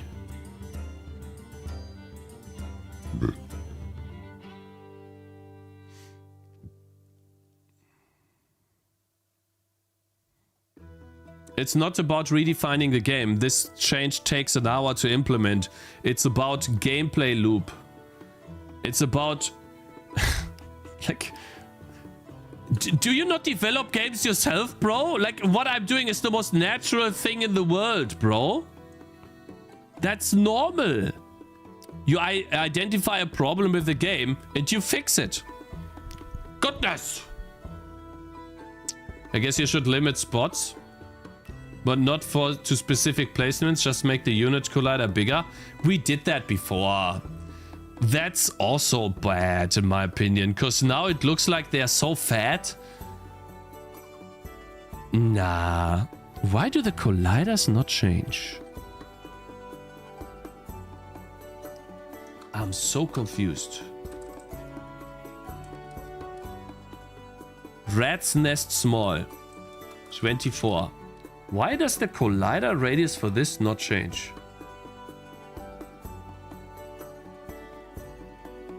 It did. 240. For one. Never mind, it did not. Huh? Guys, I think something fishy is happening. Am I stupid? What's going on? Maybe I wasn't in a debug build?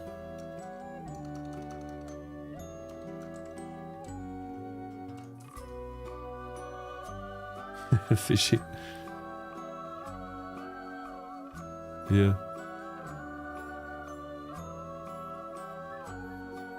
You made 4 different games already, Cakez? No, it's called experimenting. And yeah, maybe I did. But right now this is the final version. And in order to finalize the final version, we need to fix the last problem that is in the game. Uh-oh. Oh, we got so lucky the game didn't crash. Because colliders on this is dead. Alright, so maybe now? Bro, you can't be serious. Eh?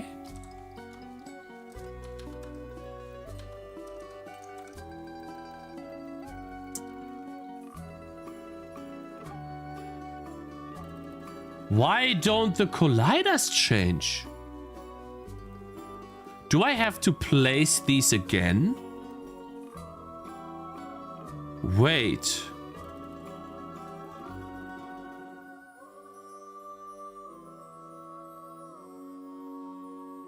I think... What if I go into the editor? And back? Nothing? I think when I'm updating the foliage, I also need to check the foliage list, or at least in the editor. I need to loop through the list and then update all of the colliders. I think that, yeah, I should do that. Let's see, level 4. Extract copy selection. What is this? For foliage, reference foliage in level foliage count.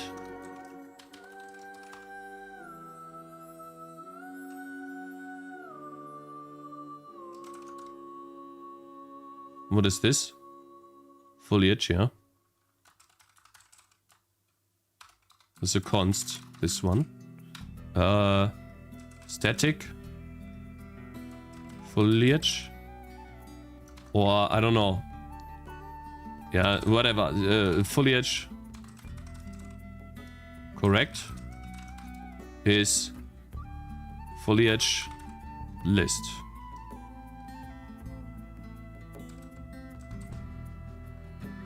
It's called foliage list. That one should be renamed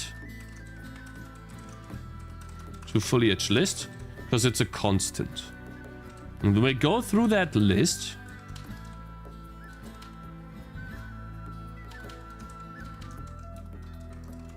And then if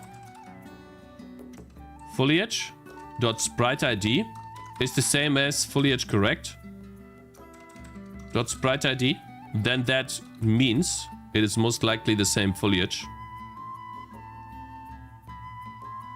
What I want to do is set the foliage collider radius to the correct foliage collider radius. That's what I want to do. And then we call this, and then when we do that, we break. And then this is a correct update the collider radius. There we go.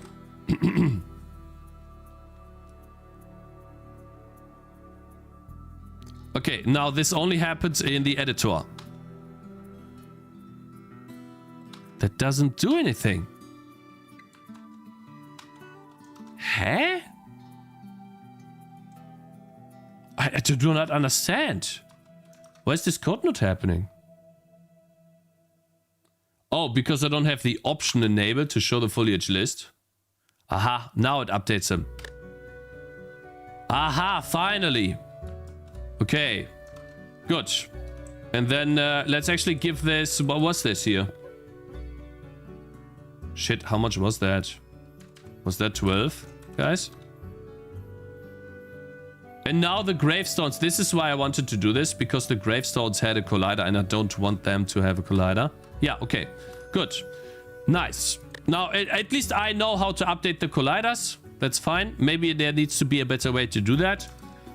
But now it's validating. Let's call it validate the collider radius. Awesome.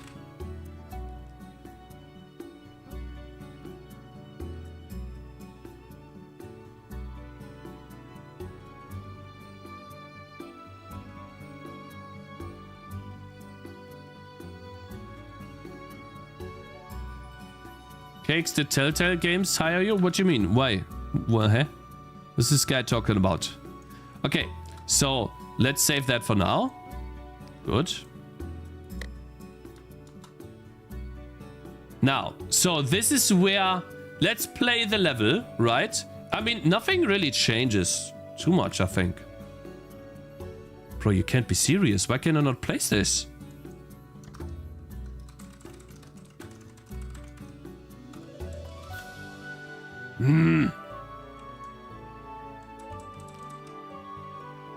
Oh.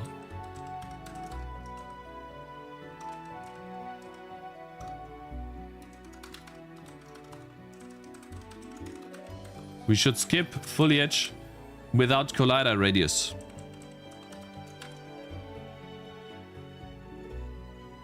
Good. Time to restart the project from scratch and implement proper debugging tools? No, it's fine. Okay, so we place one here. And we place one here. And then I decide to place one... Well, let's say here. The tombstones are the positions that I can place units on. I cannot place units on other positions than the tombstones. That's the idea for now. Okay, let's see. What type of items do we have? Oh, we got lucky. Okay, so we got another one. And now I can make the decision. Do I place another ranger here? And put the bow on him? I can test that, right? And then I give them both damage. Let's see how this feels. This could be a strategy, right? Holy, these two are crazy. Oh my god, they both mow down these units. Like the crossbow is crazy.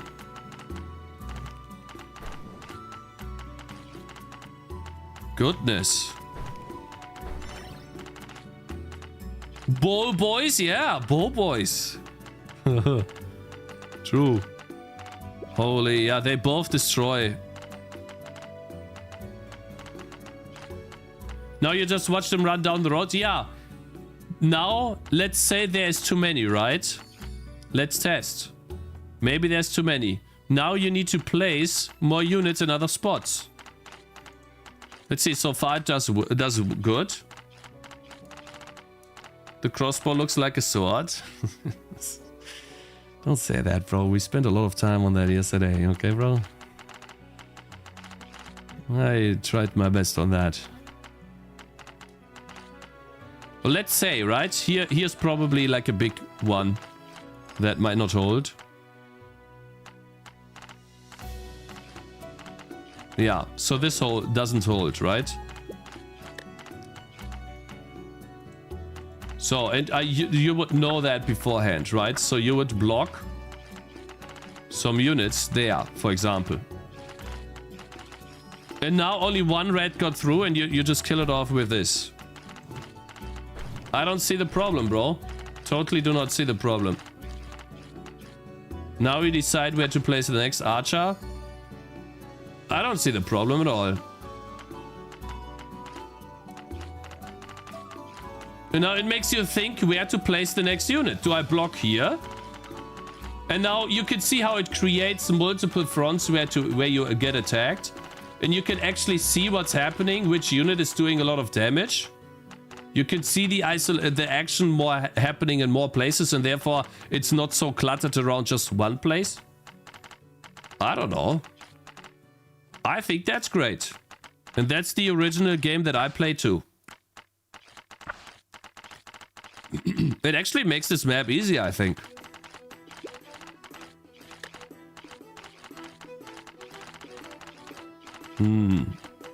I feel like I got unlucky here, but I can re-roll, I guess. Oh no! Hey! Ah! I missed him! And yeah, I could... Wait. I could have placed one here. Shit. I missed that. That was... Yeah, I could have placed one here.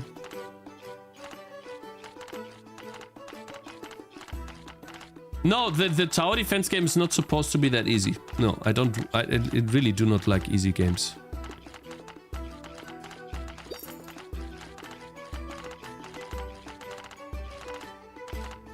I don't know, guys. I like this. And so, let's say, okay, I did a bad job balancing. Oh, I mean, I could place this better as well. I just noticed. I'll sell her for the next round. I like this a lot, actually.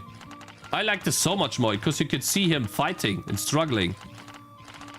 I love that, actually. That's great. This guy gets... Here's when the rolling goose come.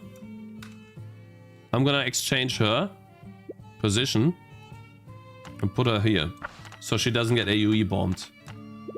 And now this guy's blocking it. You see this? I don't know. Looks good to me. And they blocked here perfectly.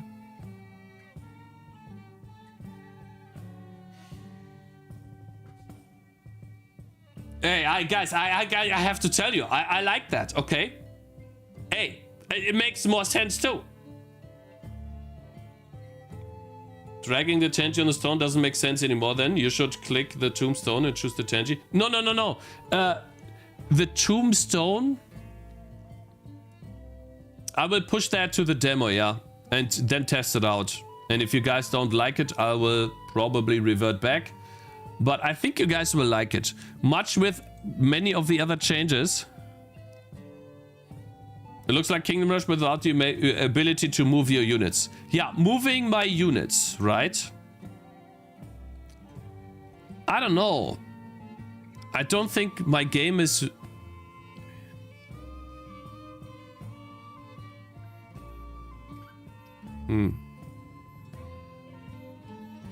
Please change the animations on the dogs. No.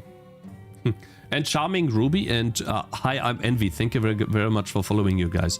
And Karl Mach as well, you guys. We got fixed positions now. Yeah, this is what I came up with last round. And this is how I defended the rolling goose. Watch. Actually, I did this change.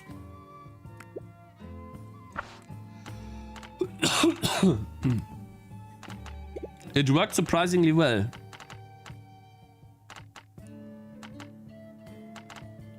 How come you didn't go to Gamescom, Cakes? No time. And we only have 5 rounds implemented at the moment, but yeah.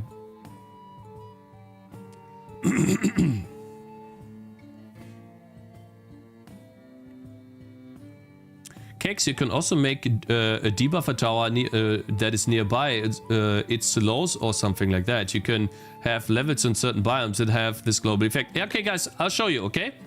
I will now show you the mechanics I have implemented to prevent devballing. You guys are ready? I'll get rid of the gravestones and I'll show you the mechanics that I came up with to prevent that from happening. Okay, I'll give each of the, if it makes sense or not, animation-wise, who cares? So, let's say the wolf can teleport, okay?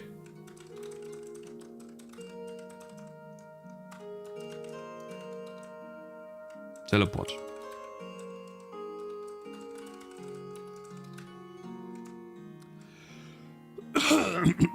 That's the first. Who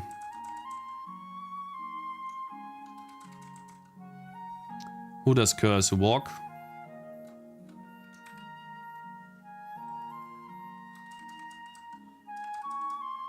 Barrier? I think barrier is... I mean, it's almost an invincibility barrier, so yeah. I guess I'll spawn the wizard.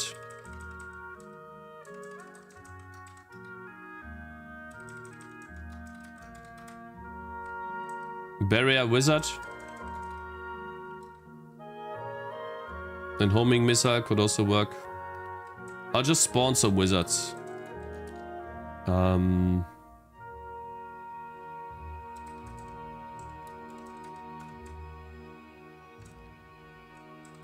Wolf has teleport, right?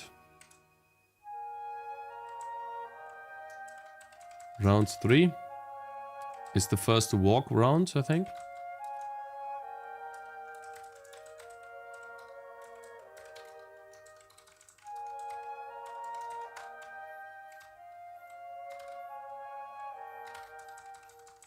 Let's give him teleport too.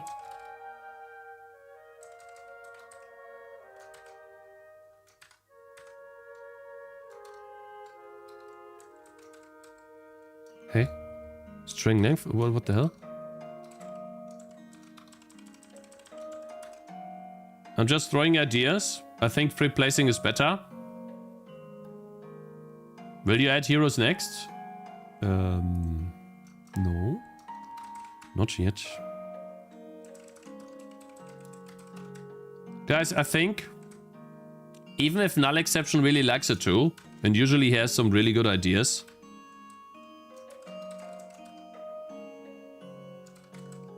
I think you guys are wrong on the free placing aspect.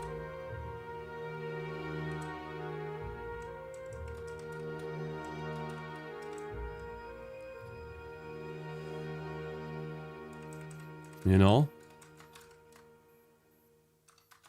Oops.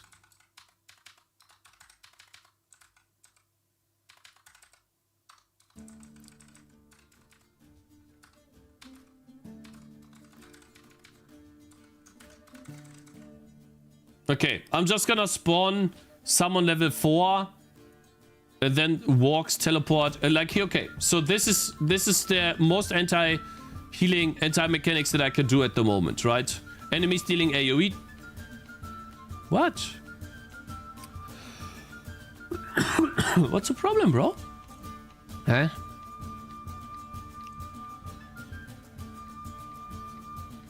It creates where? Oh. Ability description, curse on death. I see. Don't I have teleport?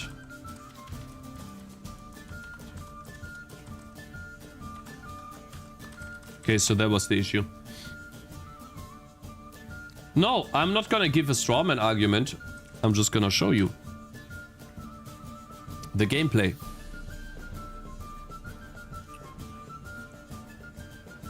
I hide the line numbers because they're so large, man. That's why. There's too many lines of code, bro. They take away too much space. Alright, let's pretend the graves are not here. Okay, fine, I'll get rid of them. One more time. So we get rid of the graves, right? Let's try. I'll try to build the best death ball possible. Yeah? And I'll show you why the strategy will not work.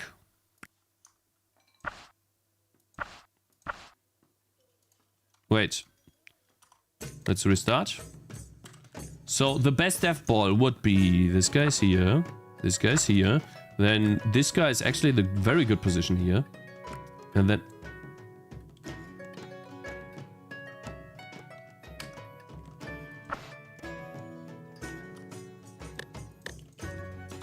Fine. I'm gonna watch the VOD for the positions, because I like those for the graves. Fucking hell. Anyways, so again...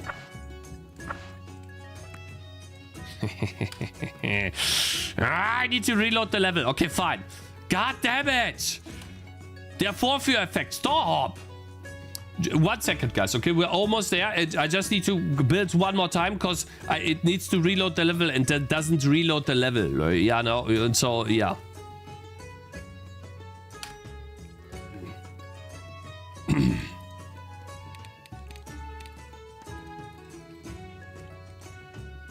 And I know that was annoying to select the level there. Need to fix that too. So. Okay, so save. Now, I will try to build the best death ball by putting stuff like this here, right? And now let's give them some items. Boom. Boom. Boom. Anything else? No. So that would be the best start for now. Wolves teleport now.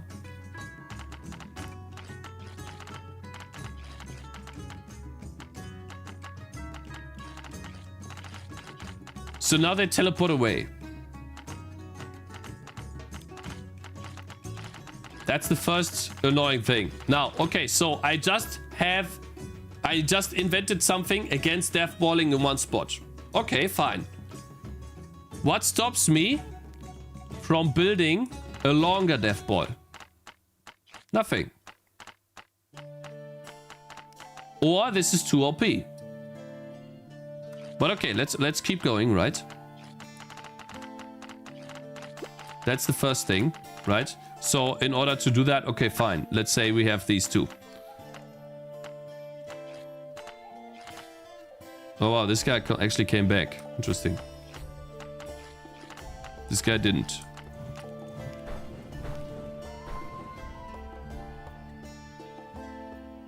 It doesn't limit creativity. Best way to solve death balling, melee tangerines can attack. Yeah, okay, bro.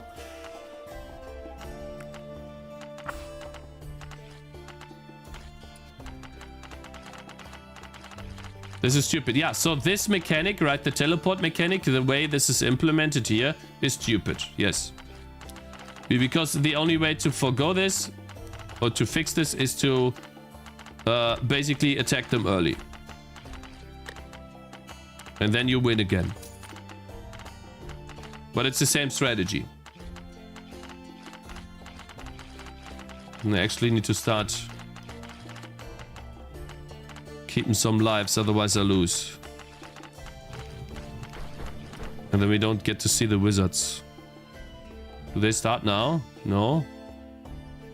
So that's the first mechanic, right? And then the second mechanic, let's go back to wolf. Oh, wrong file. Let's say wolves don't have teleport ability. The next one is AoE, barrier, and cursing.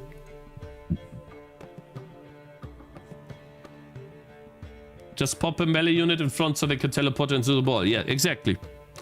So you would still death ball, but you would just put out one unit so they attack the ones early.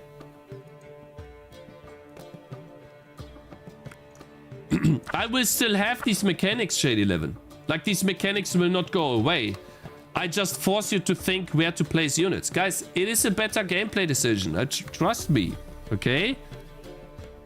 I have played this more than you guys. This sucks. This is brain dead. So wait, shit, I started. Can we still make a good one? I think you can.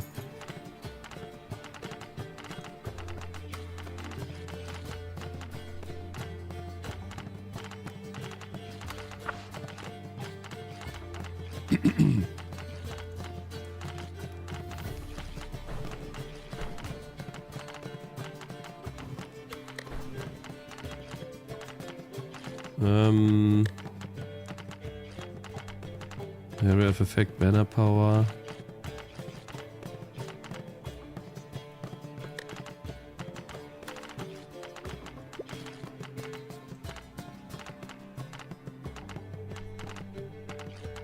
Do Kanjis have no placement collider though? Why wouldn't you just give each Kanji a placement collider? Melee might have a bigger collider.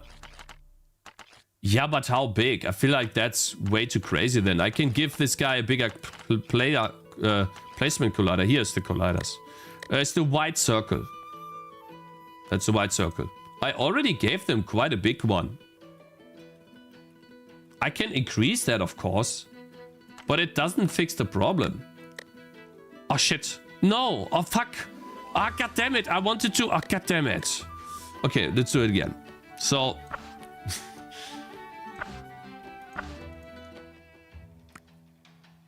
like, any of these solutions, unfortunately, don't really fix the problem.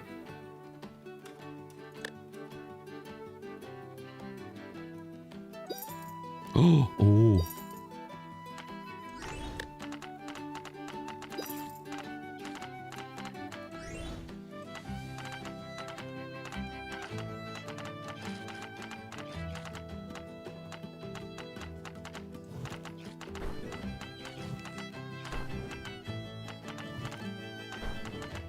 This is family-friendly channel, true.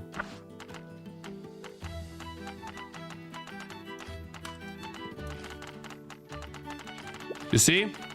And so we'll get to the wizards, then you guys will understand more, a bit more. We need to reroll here. I mean, the short bow is great for attack speed. I mean, whatever, let's get it. It's fine. Tree fixes the problem, gives side objectives to defend. I don't think it fixes the problem, bro. I like the way you think about the tree as an implementation and to bring it back. I like that a lot. I think we can do that. But I don't think it fixes the problem of devballing, because all I would do is just put one unit next to the tree.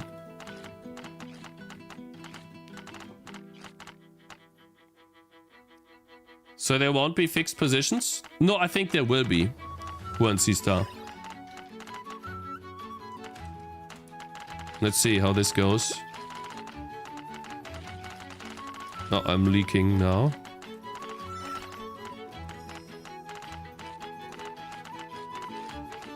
Yeah, it looks beautiful. Hey, appreciate that, bro. Gaming YouTube. YG Gaming YouTube. Okay, where is the wizards?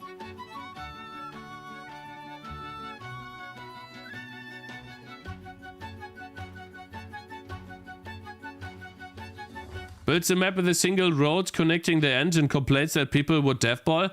Listen, on 2 exits, people will build 2 devballs. On 3 exits, people will build 3 devballs. Guys, I'm not stupid, okay? It will be a problem on every map, guys.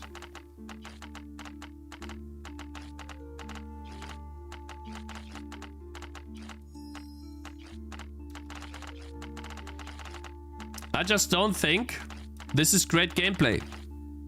You don't think at all. You just put all of the units in one place. Guys, you just put all of the units in one place. Where is the thinking process? When you play this game and you put all of the units in one place, what are you thinking?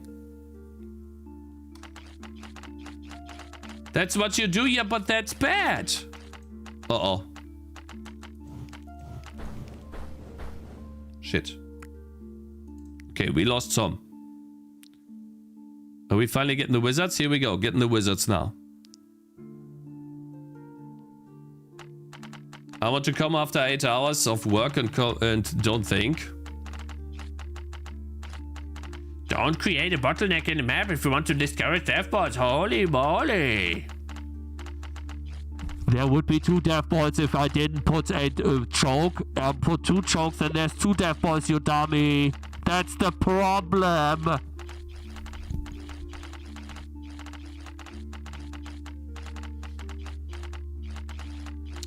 I'll show you.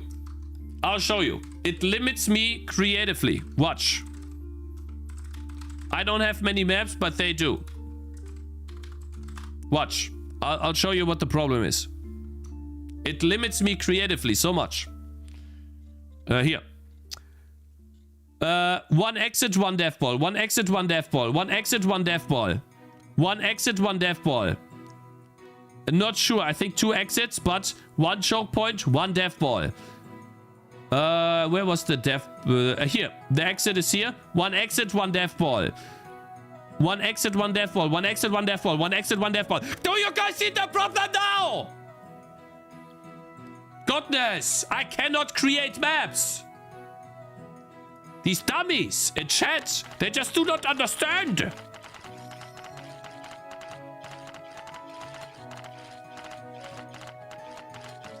I just wanted to see you. Yeah, so this is another mechanic. They get an aura. They take no damage. They are invincible. So they just run past. And when they die, okay, let's say we can beat a wizard. Because they don't have this invincible aura, the barrier. Let's say they don't have that.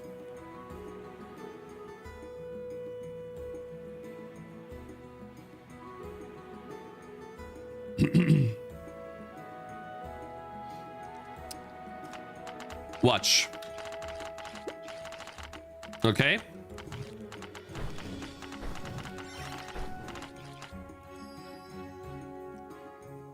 You already have mechanics to prevent it.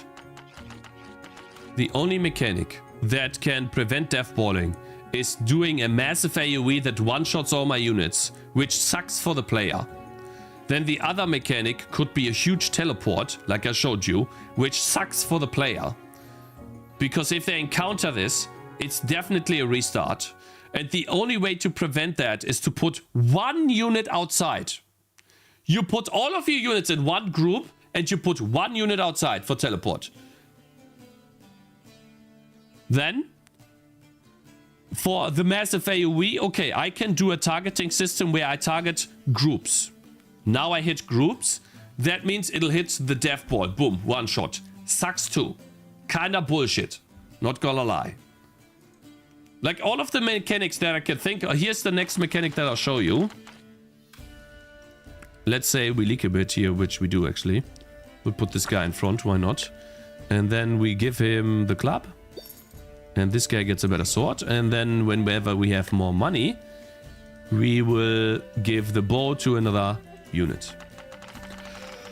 Excuse me.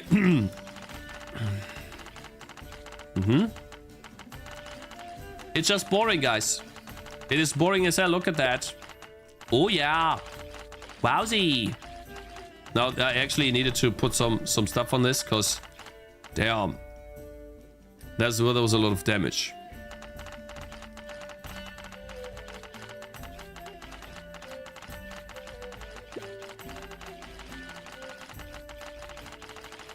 There's no stalling, there's no blocking, there's no defending. There's just one big fat blob. And so here now we have the mages. And when they die, they debuff my units. Now they deal 10% less damage. When this die guys again, now they're debuffed by minus 40% damage. But I guess they die so fast, they still die. Minus 20% damage. I can nerf it to minus 15% damage. Okay, great.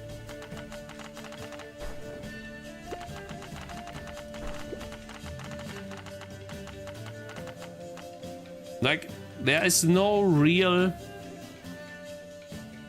See, that debuff is amazing. I still won. That's the point. And, okay, wait. Apply debuff. Wait. Apply buff. Not debuff. Curse. When it finds the present buff, shouldn't it set that to the duration? Why is the duration not reset?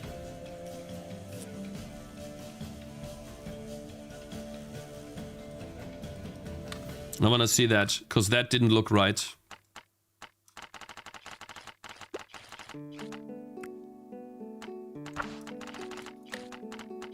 I need the knockback.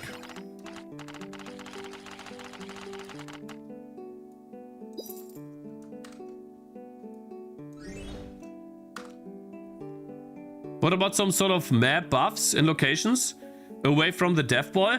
Yeah, so that's something I can do for sure. Like, for example, I can put a tree stump here that lets you deal more damage. Now I place my archer here. But the thing is, the only thing I would do then is I place my archer on those locations. And that's it. But hey, I will implement that first to see how that goes. If people actually use these locations and spread out, or if death ball is still the best choice. Because, guys, death ball will most likely still be the best choice.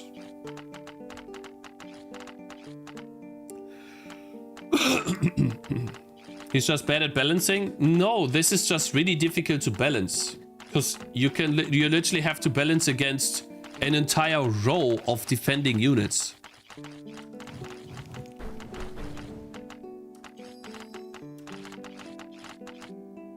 Goodness. Okay, so here it is. What did I just do? Oh yeah, apply buff. I want to see why the second application... Actually, if it's a present buff, let me see.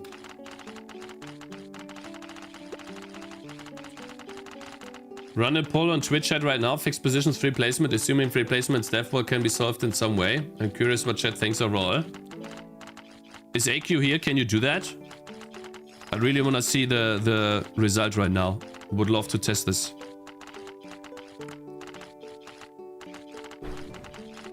Here's where it gets interesting. And of course this guy runs past.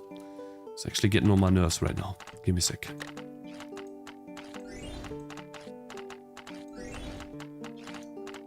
Okay. Fine, I'll do one myself.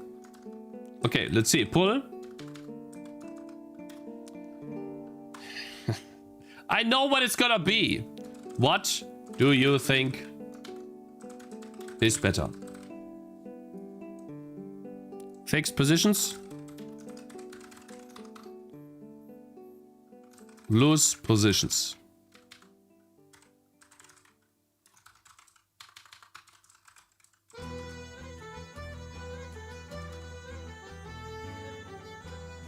Whatever.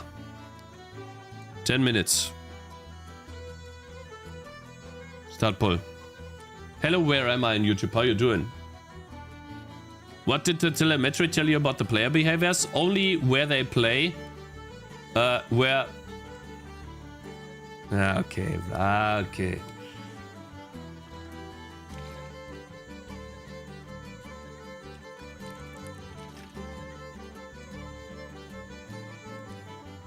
I have the wrong chat.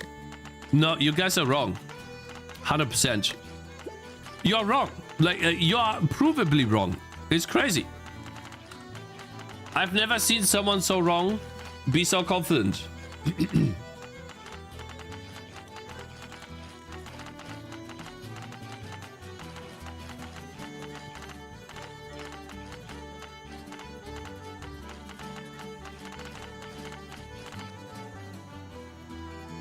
Check stack? Bro, did I just literally get a stack overflow? Why? Oh my god, I'm getting... It's starting to get on my nerves, bro. Let me test. What the hell?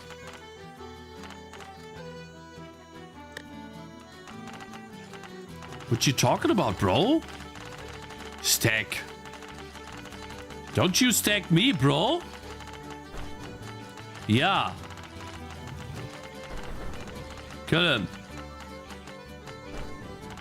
You can't be serious, it hit this guy. Oh my god, what do you mean check stack? How do I get a stack overflow? We can't have that right now. You know how difficult these are to debug? No. Guys, is there tools to check the stack? That's crazy. I must have some large object on the stack. Okay, come on, please kill the guy. Yes, finally. So, inflicted. So buff duration is 10 seconds. Oh wait, I need to set the timer. I need to set the time to 0. It sets the duration and then it resets the time. Needs to reset time back to 0. There it is. Because I'm counting from time to that. There we go. Okay. TCAP was using the RAR debugger from Epic. Maybe try that. Not sure if that has the option. I see some memory shit in it. So 19 people of you want to lose positions. That's some bullshit if I've ever seen one. You guys are wrong. That's all I'm gonna say. That's all it is. It's wrong.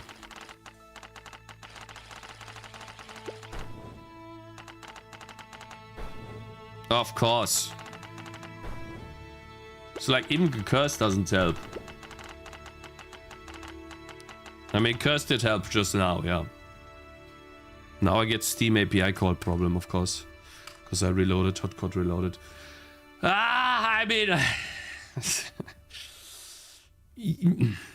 Hey.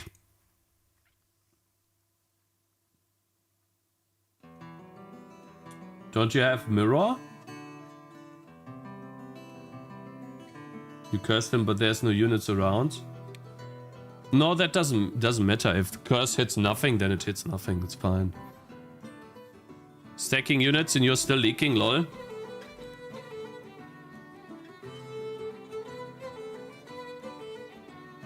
You're not that guy that is right when everyone is wrong. I feel like I am. In this scenario, guys. Here's what I will do. Just put more map incentives and we will spread.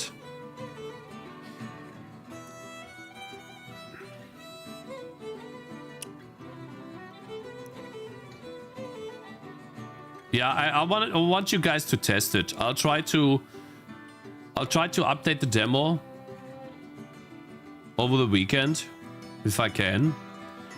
And then I'll let you guys test it.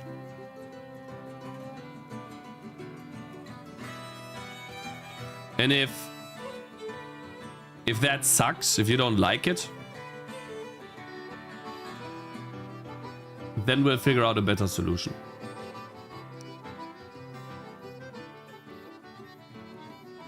I feel like it'll take a lot of inspiration. I don't understand the dev ball hate. It's boring. In my opinion. Either map or let playtesters test both so you can have user feedback on which they prefer instead of being clueless. Yeah, we did, yeah.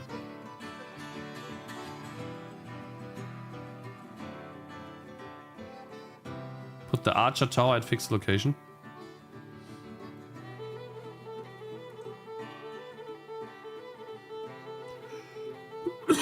Excuse me.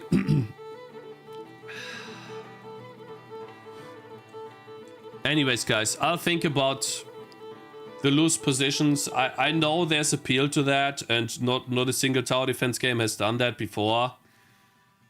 But in all it's difficult to balance. I have to be honest with you guys. It's really difficult to balance that properly.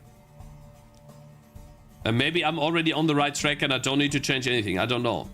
It just feels cheesy. Which is a bit unfortunate. Bloons has? Yeah, I guess Bloons has. I thought about that yesterday too. I was thinking about it. It's like, okay, yeah, well, Bloons does that very well. That's correct. And so maybe I don't need to change anything. But Bloons also encourages you to devball as much as possible. You don't spread out to Bloons. And so, yeah, maybe I can force you to spread out with abilities. Yeah, maybe.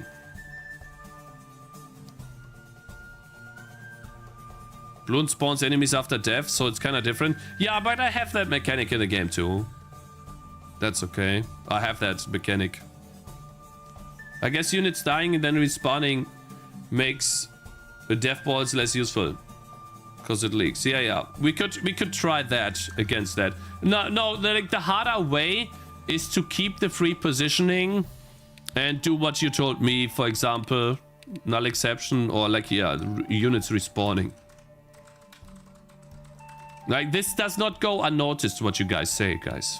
Okay? Like, anyone that puts something reasonable in chat, like, I keep that, right? As an idea. It's not like I'm gonna jump and do everything immediately. I need to think about it first, if it makes sense even. But yeah, I do get that most of you guys like the loose positions. So, maybe I should try to keep that.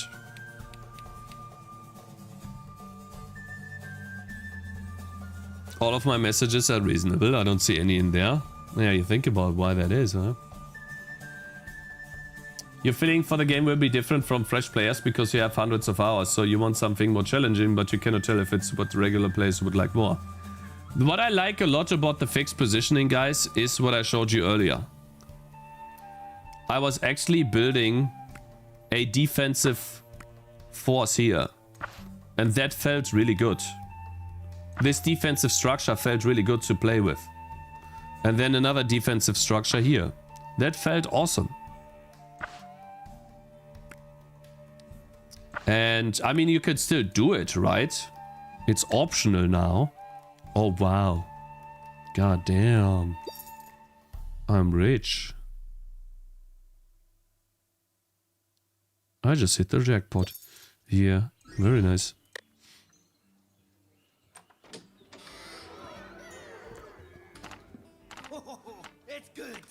Cakes, one more thing. Why I think people devball as well is the weird behavior with the enemies jumping over tangerines when you block them. It forces you to put defenders behind each other to stop them from happening. Add a cap to know how many tangies can be near each other. I don't like these weird restrictions because they're too.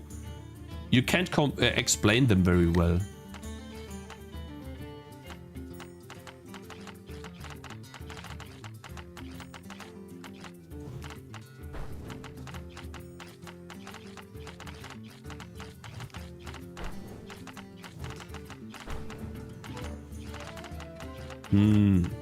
Like, I really like that. Look at this. You can see this guy is fighting there. You have like two fronts. It's really cool. It makes the combat clearer as well. You can see the individual units better, what they do.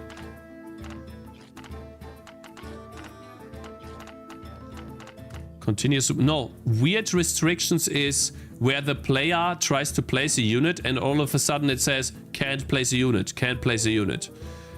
Where in tower defense games it's almost established that you can have fixed positions and it's agreed upon, okay, so this is a tower defense game with fixed positions, or this is a tower defense game where you build a maze. Like, this is almost like expected already, where, oh, you cannot place a 7th unit here because you already have 6. That's weird.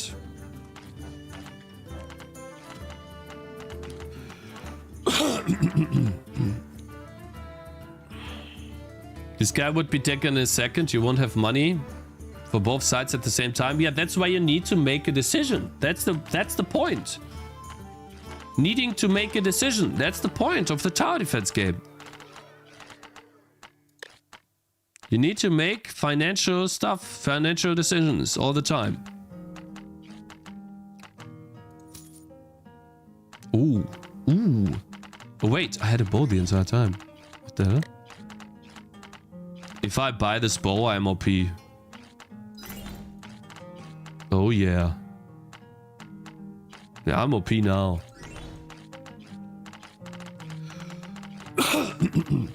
What about more travel time equals enemy gets stronger, forces you to build closer to the spawn areas? Yeah, that could be too. Yes, sure. Listen, I know there's many ways to do that. And I guess I'll experiment with buff positions.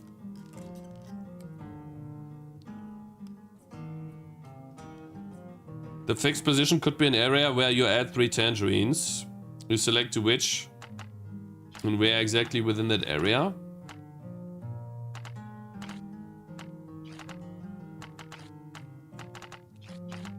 It's very unclear whether or not your unit is actually blocking the road, how much space it's taking of the road. Think visualizing this for the player would help. But how? That's the question, how? Oh, you mean how many units they are blocking? I can do that instead. Yeah, I've written that down. I've not done that yet, but yes, that's what I will do.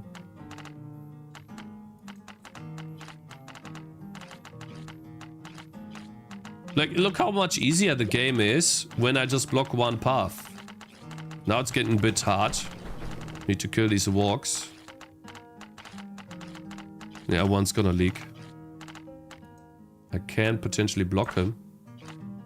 I mean, I just find that so cool. Is he gonna die? I can sell him and I could potentially just put him here. And then she can heal him and her.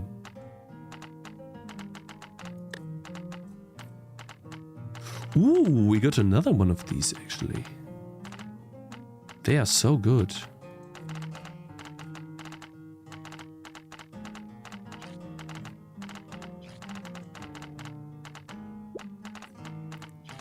Anyone ever? I never read the stats. Some people do. Yeah, some people do. Not all of them do. Yeah, and now we have the curse on hit guys coming, right? Let me get this here.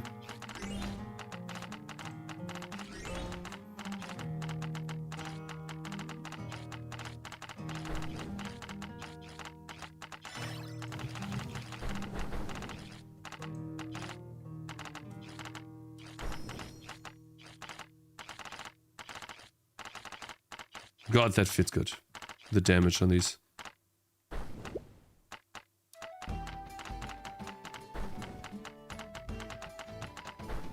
This guy deals 60% less damage. He deals 27. And now we get this.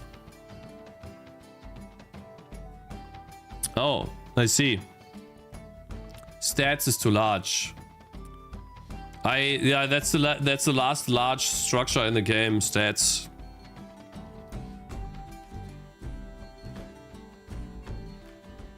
I only read stats that are relevant to my strategy, like freeze chance if I want to do freeze wizards.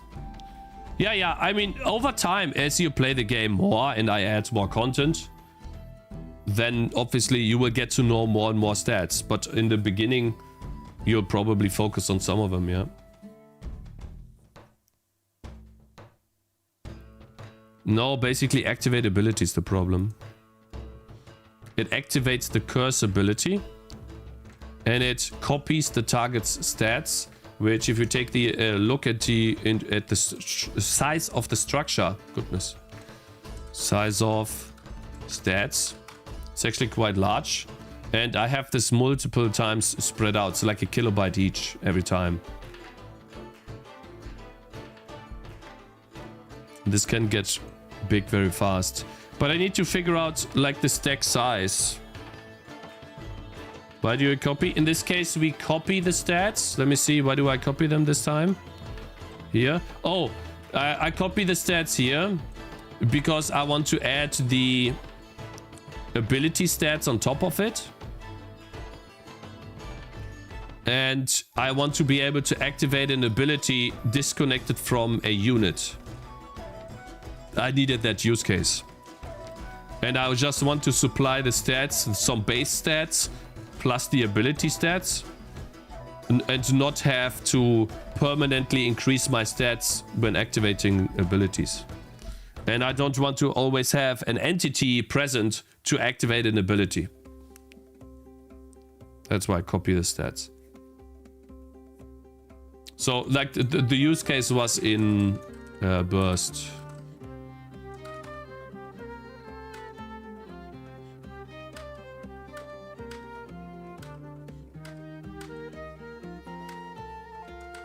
Yeah, here.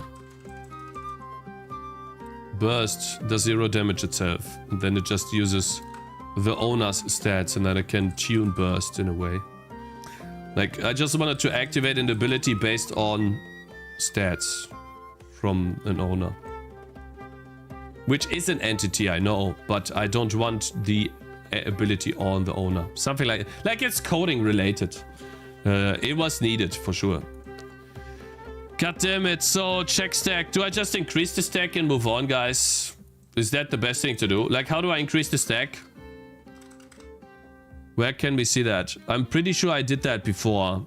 Or am I still sitting at 1 megabyte? And which stack do I need to increase? The engine stack?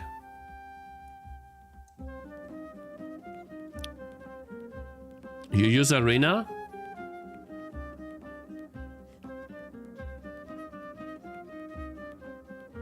Hey, I don't increase the stack at all?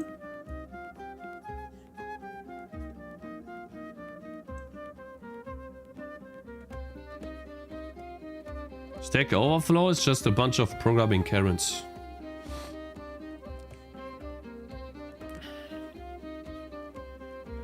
Duplicate of this? It didn't specify the question properly. Oh, you should have asked. Yeah, not here. What you talking about, bro? This is not the right place to ask these questions. Actually, I've seen that before. Yeah. I can't give you specific advice, but in general, it's about that. Copied off YouTube. Hell yeah, I got my points.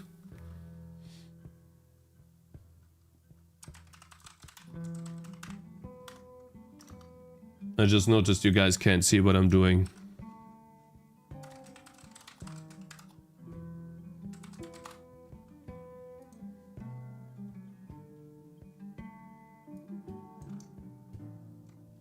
$16 megabyte.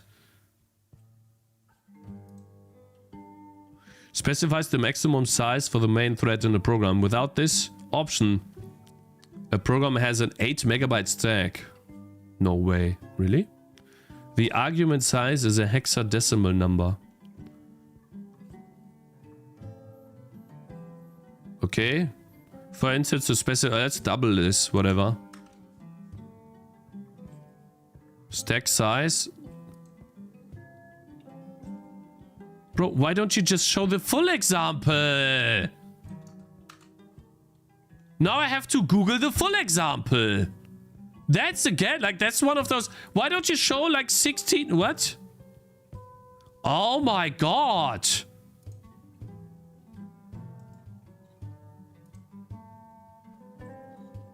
I hate that. You know, I hate that. How do I supply the size properly? He says something about hexadecimal number. Stack size. Please give me an example. Eh? Doesn't exist stack size. Nani? Clang doesn't have stack size?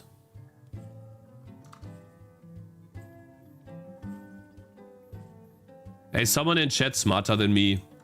Please.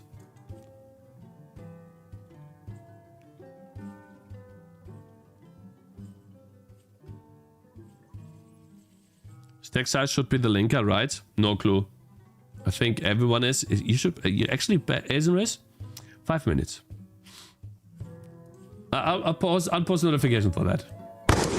Yeah. Yeah.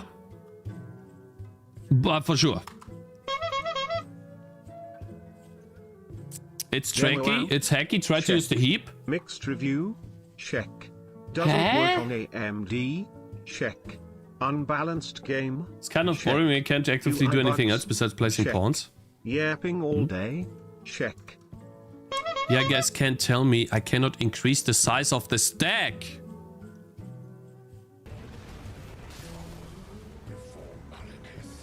On OS X. Guys, there is no way. I wanted to relax.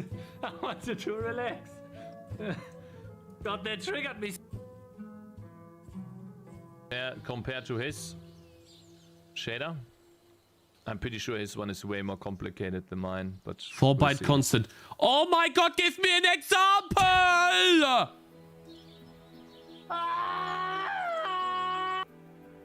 Hi. How can I increase? That's the actually a strategy because you have size longer in iframes. When Guys, if Hell yeah, mother! compile, Keep spamming your attacks! Yes! Bro, keep spamming them! Boom, boom, boom! Windows PowerShell. Set item property? Bro, what you talking about? Stack size. Clang. Linux. Stack dash size. Okay.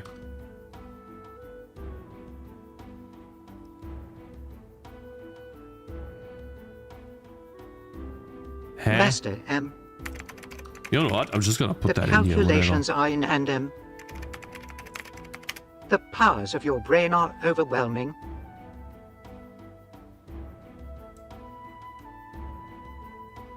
Why didn't you ask ChatGPT? Because I thought Google would be helpful, but I guess not.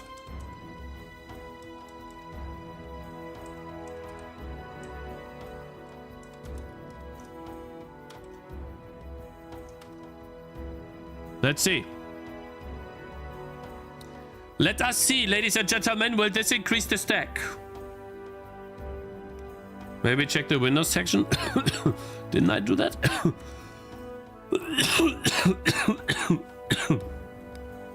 Error. Doesn't exist. On Windows. When compiling in Clang. In WinGUW mode. /stack. Bro. We'll figure it out. I'm too lazy to change the other stuff. Let's see. How about this? Does not exist. You need VI to pass to the linker. Minus VL. VL. Comma. Like that. Okay. W1? I don't think it's W1. Huh. Okay, that worked. Crazy. Here you go, Cakez. ChatGPT, thank you. I found it. Okay, wow.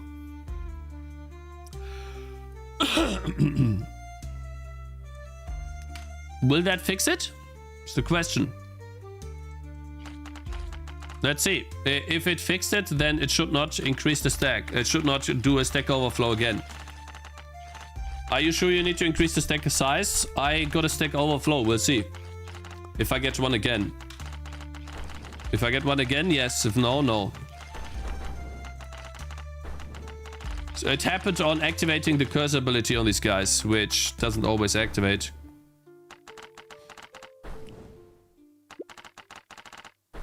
Okay, it didn't work now, but maybe it's fixed. You never know.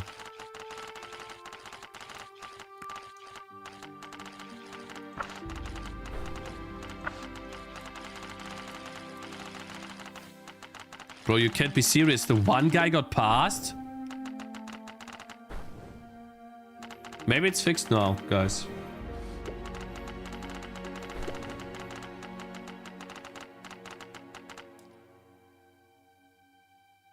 Could it not be related to inefficient code?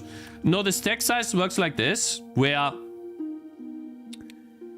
when at the start of your program, you have your main function. And in order to run this main function, there could be some memory that you need to allocate to make it work.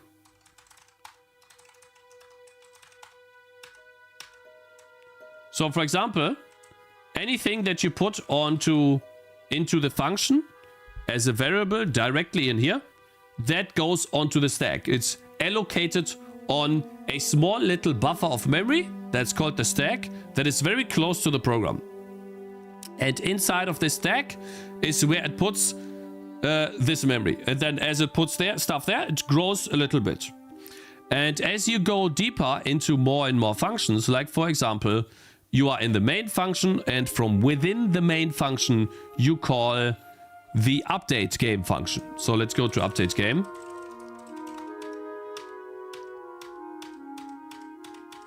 So everything that needs to be allocated inside the main function on the stack, like inside the scope, that goes onto the stack. And as you enter the update game function, it allocates all of the data needed for the update game function and puts it on the stack too. And as you go deeper and deeper and deeper in the hierarchy, it allocates more and more memory on the stack. So for example, in update game, we have some objects that, let me see, update game pointer. Oh yeah, sorry, update game is here. As you get into the update game function, it needs to allocate more and more stuff. So here is, actually that's a static, that's not on the stack, but let's pretend this is on the stack. Then you have this position is on the stack, this vector is on the stack, this text data is on the stack.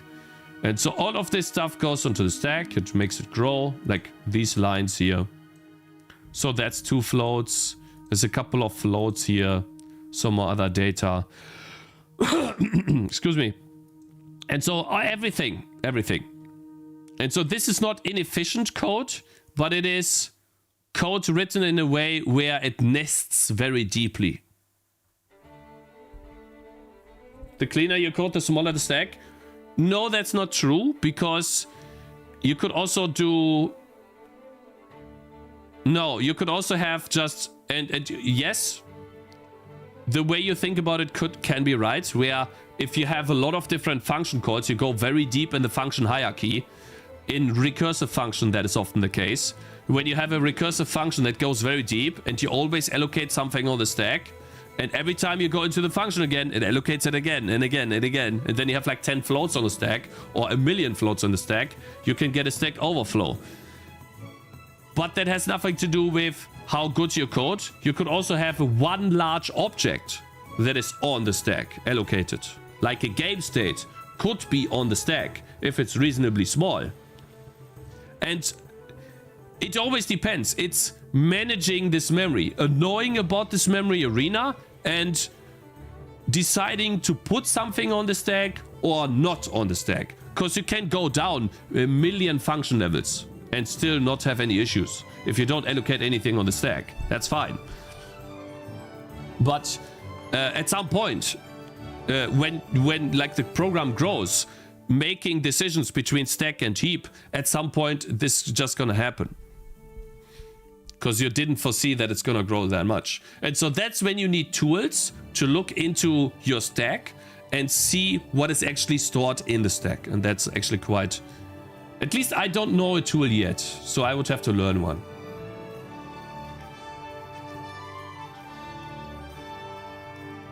Would you like to review my website? Not today, but maybe next week, I guess. But I don't know what I could tell you, to be honest. So yeah, and I'm currently... Yeah, we have to figure out what the issue is. Like this one's on a stack, this one too. I mean, I could do a...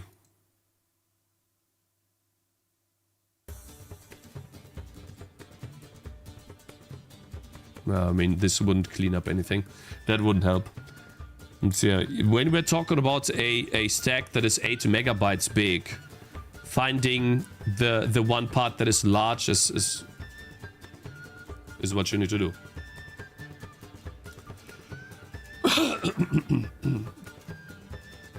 And increasing the stack just means it keeps more space inside the program. That's all. Thank you for the talking time to explain chat and cakes. Programming is still so nutty to me. Yeah, it takes time to learn all of these things. It's a long road. Happy Rosenrot, hope you're doing good, man. Thanks for joining. Hope you had fun with the game yesterday. Is your let me see.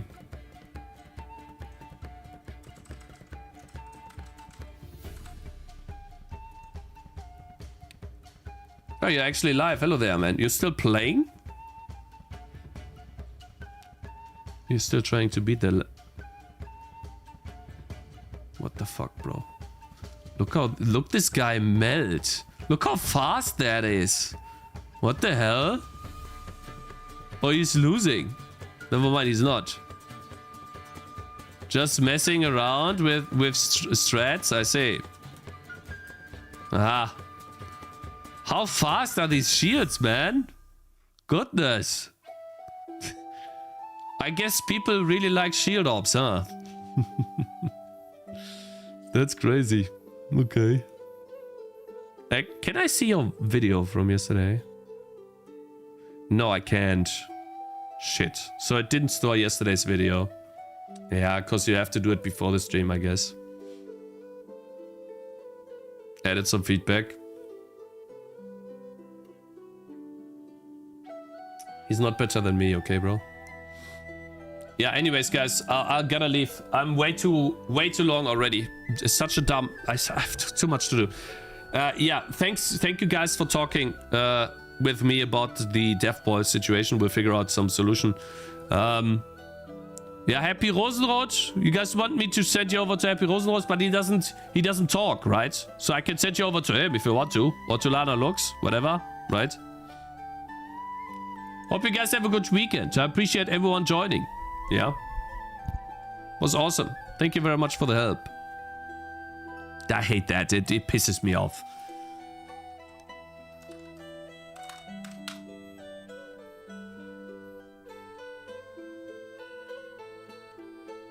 Rate him? Oh, yeah, we can.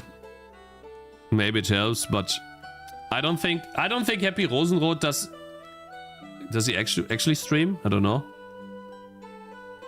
I'm after him on Discord. Guys, have a good, wonderful weekend, you. Okay. I'll see you all next week on Monday with the interview. Yeah. Enjoy yourselves. Spend time with the family, with friends, whatever you want to do. Have some fun. I'll see you all next week, guys. Peace. Thanks for the stream. You're welcome. Appreciate it, man, Mr. Woods. See you on Monday.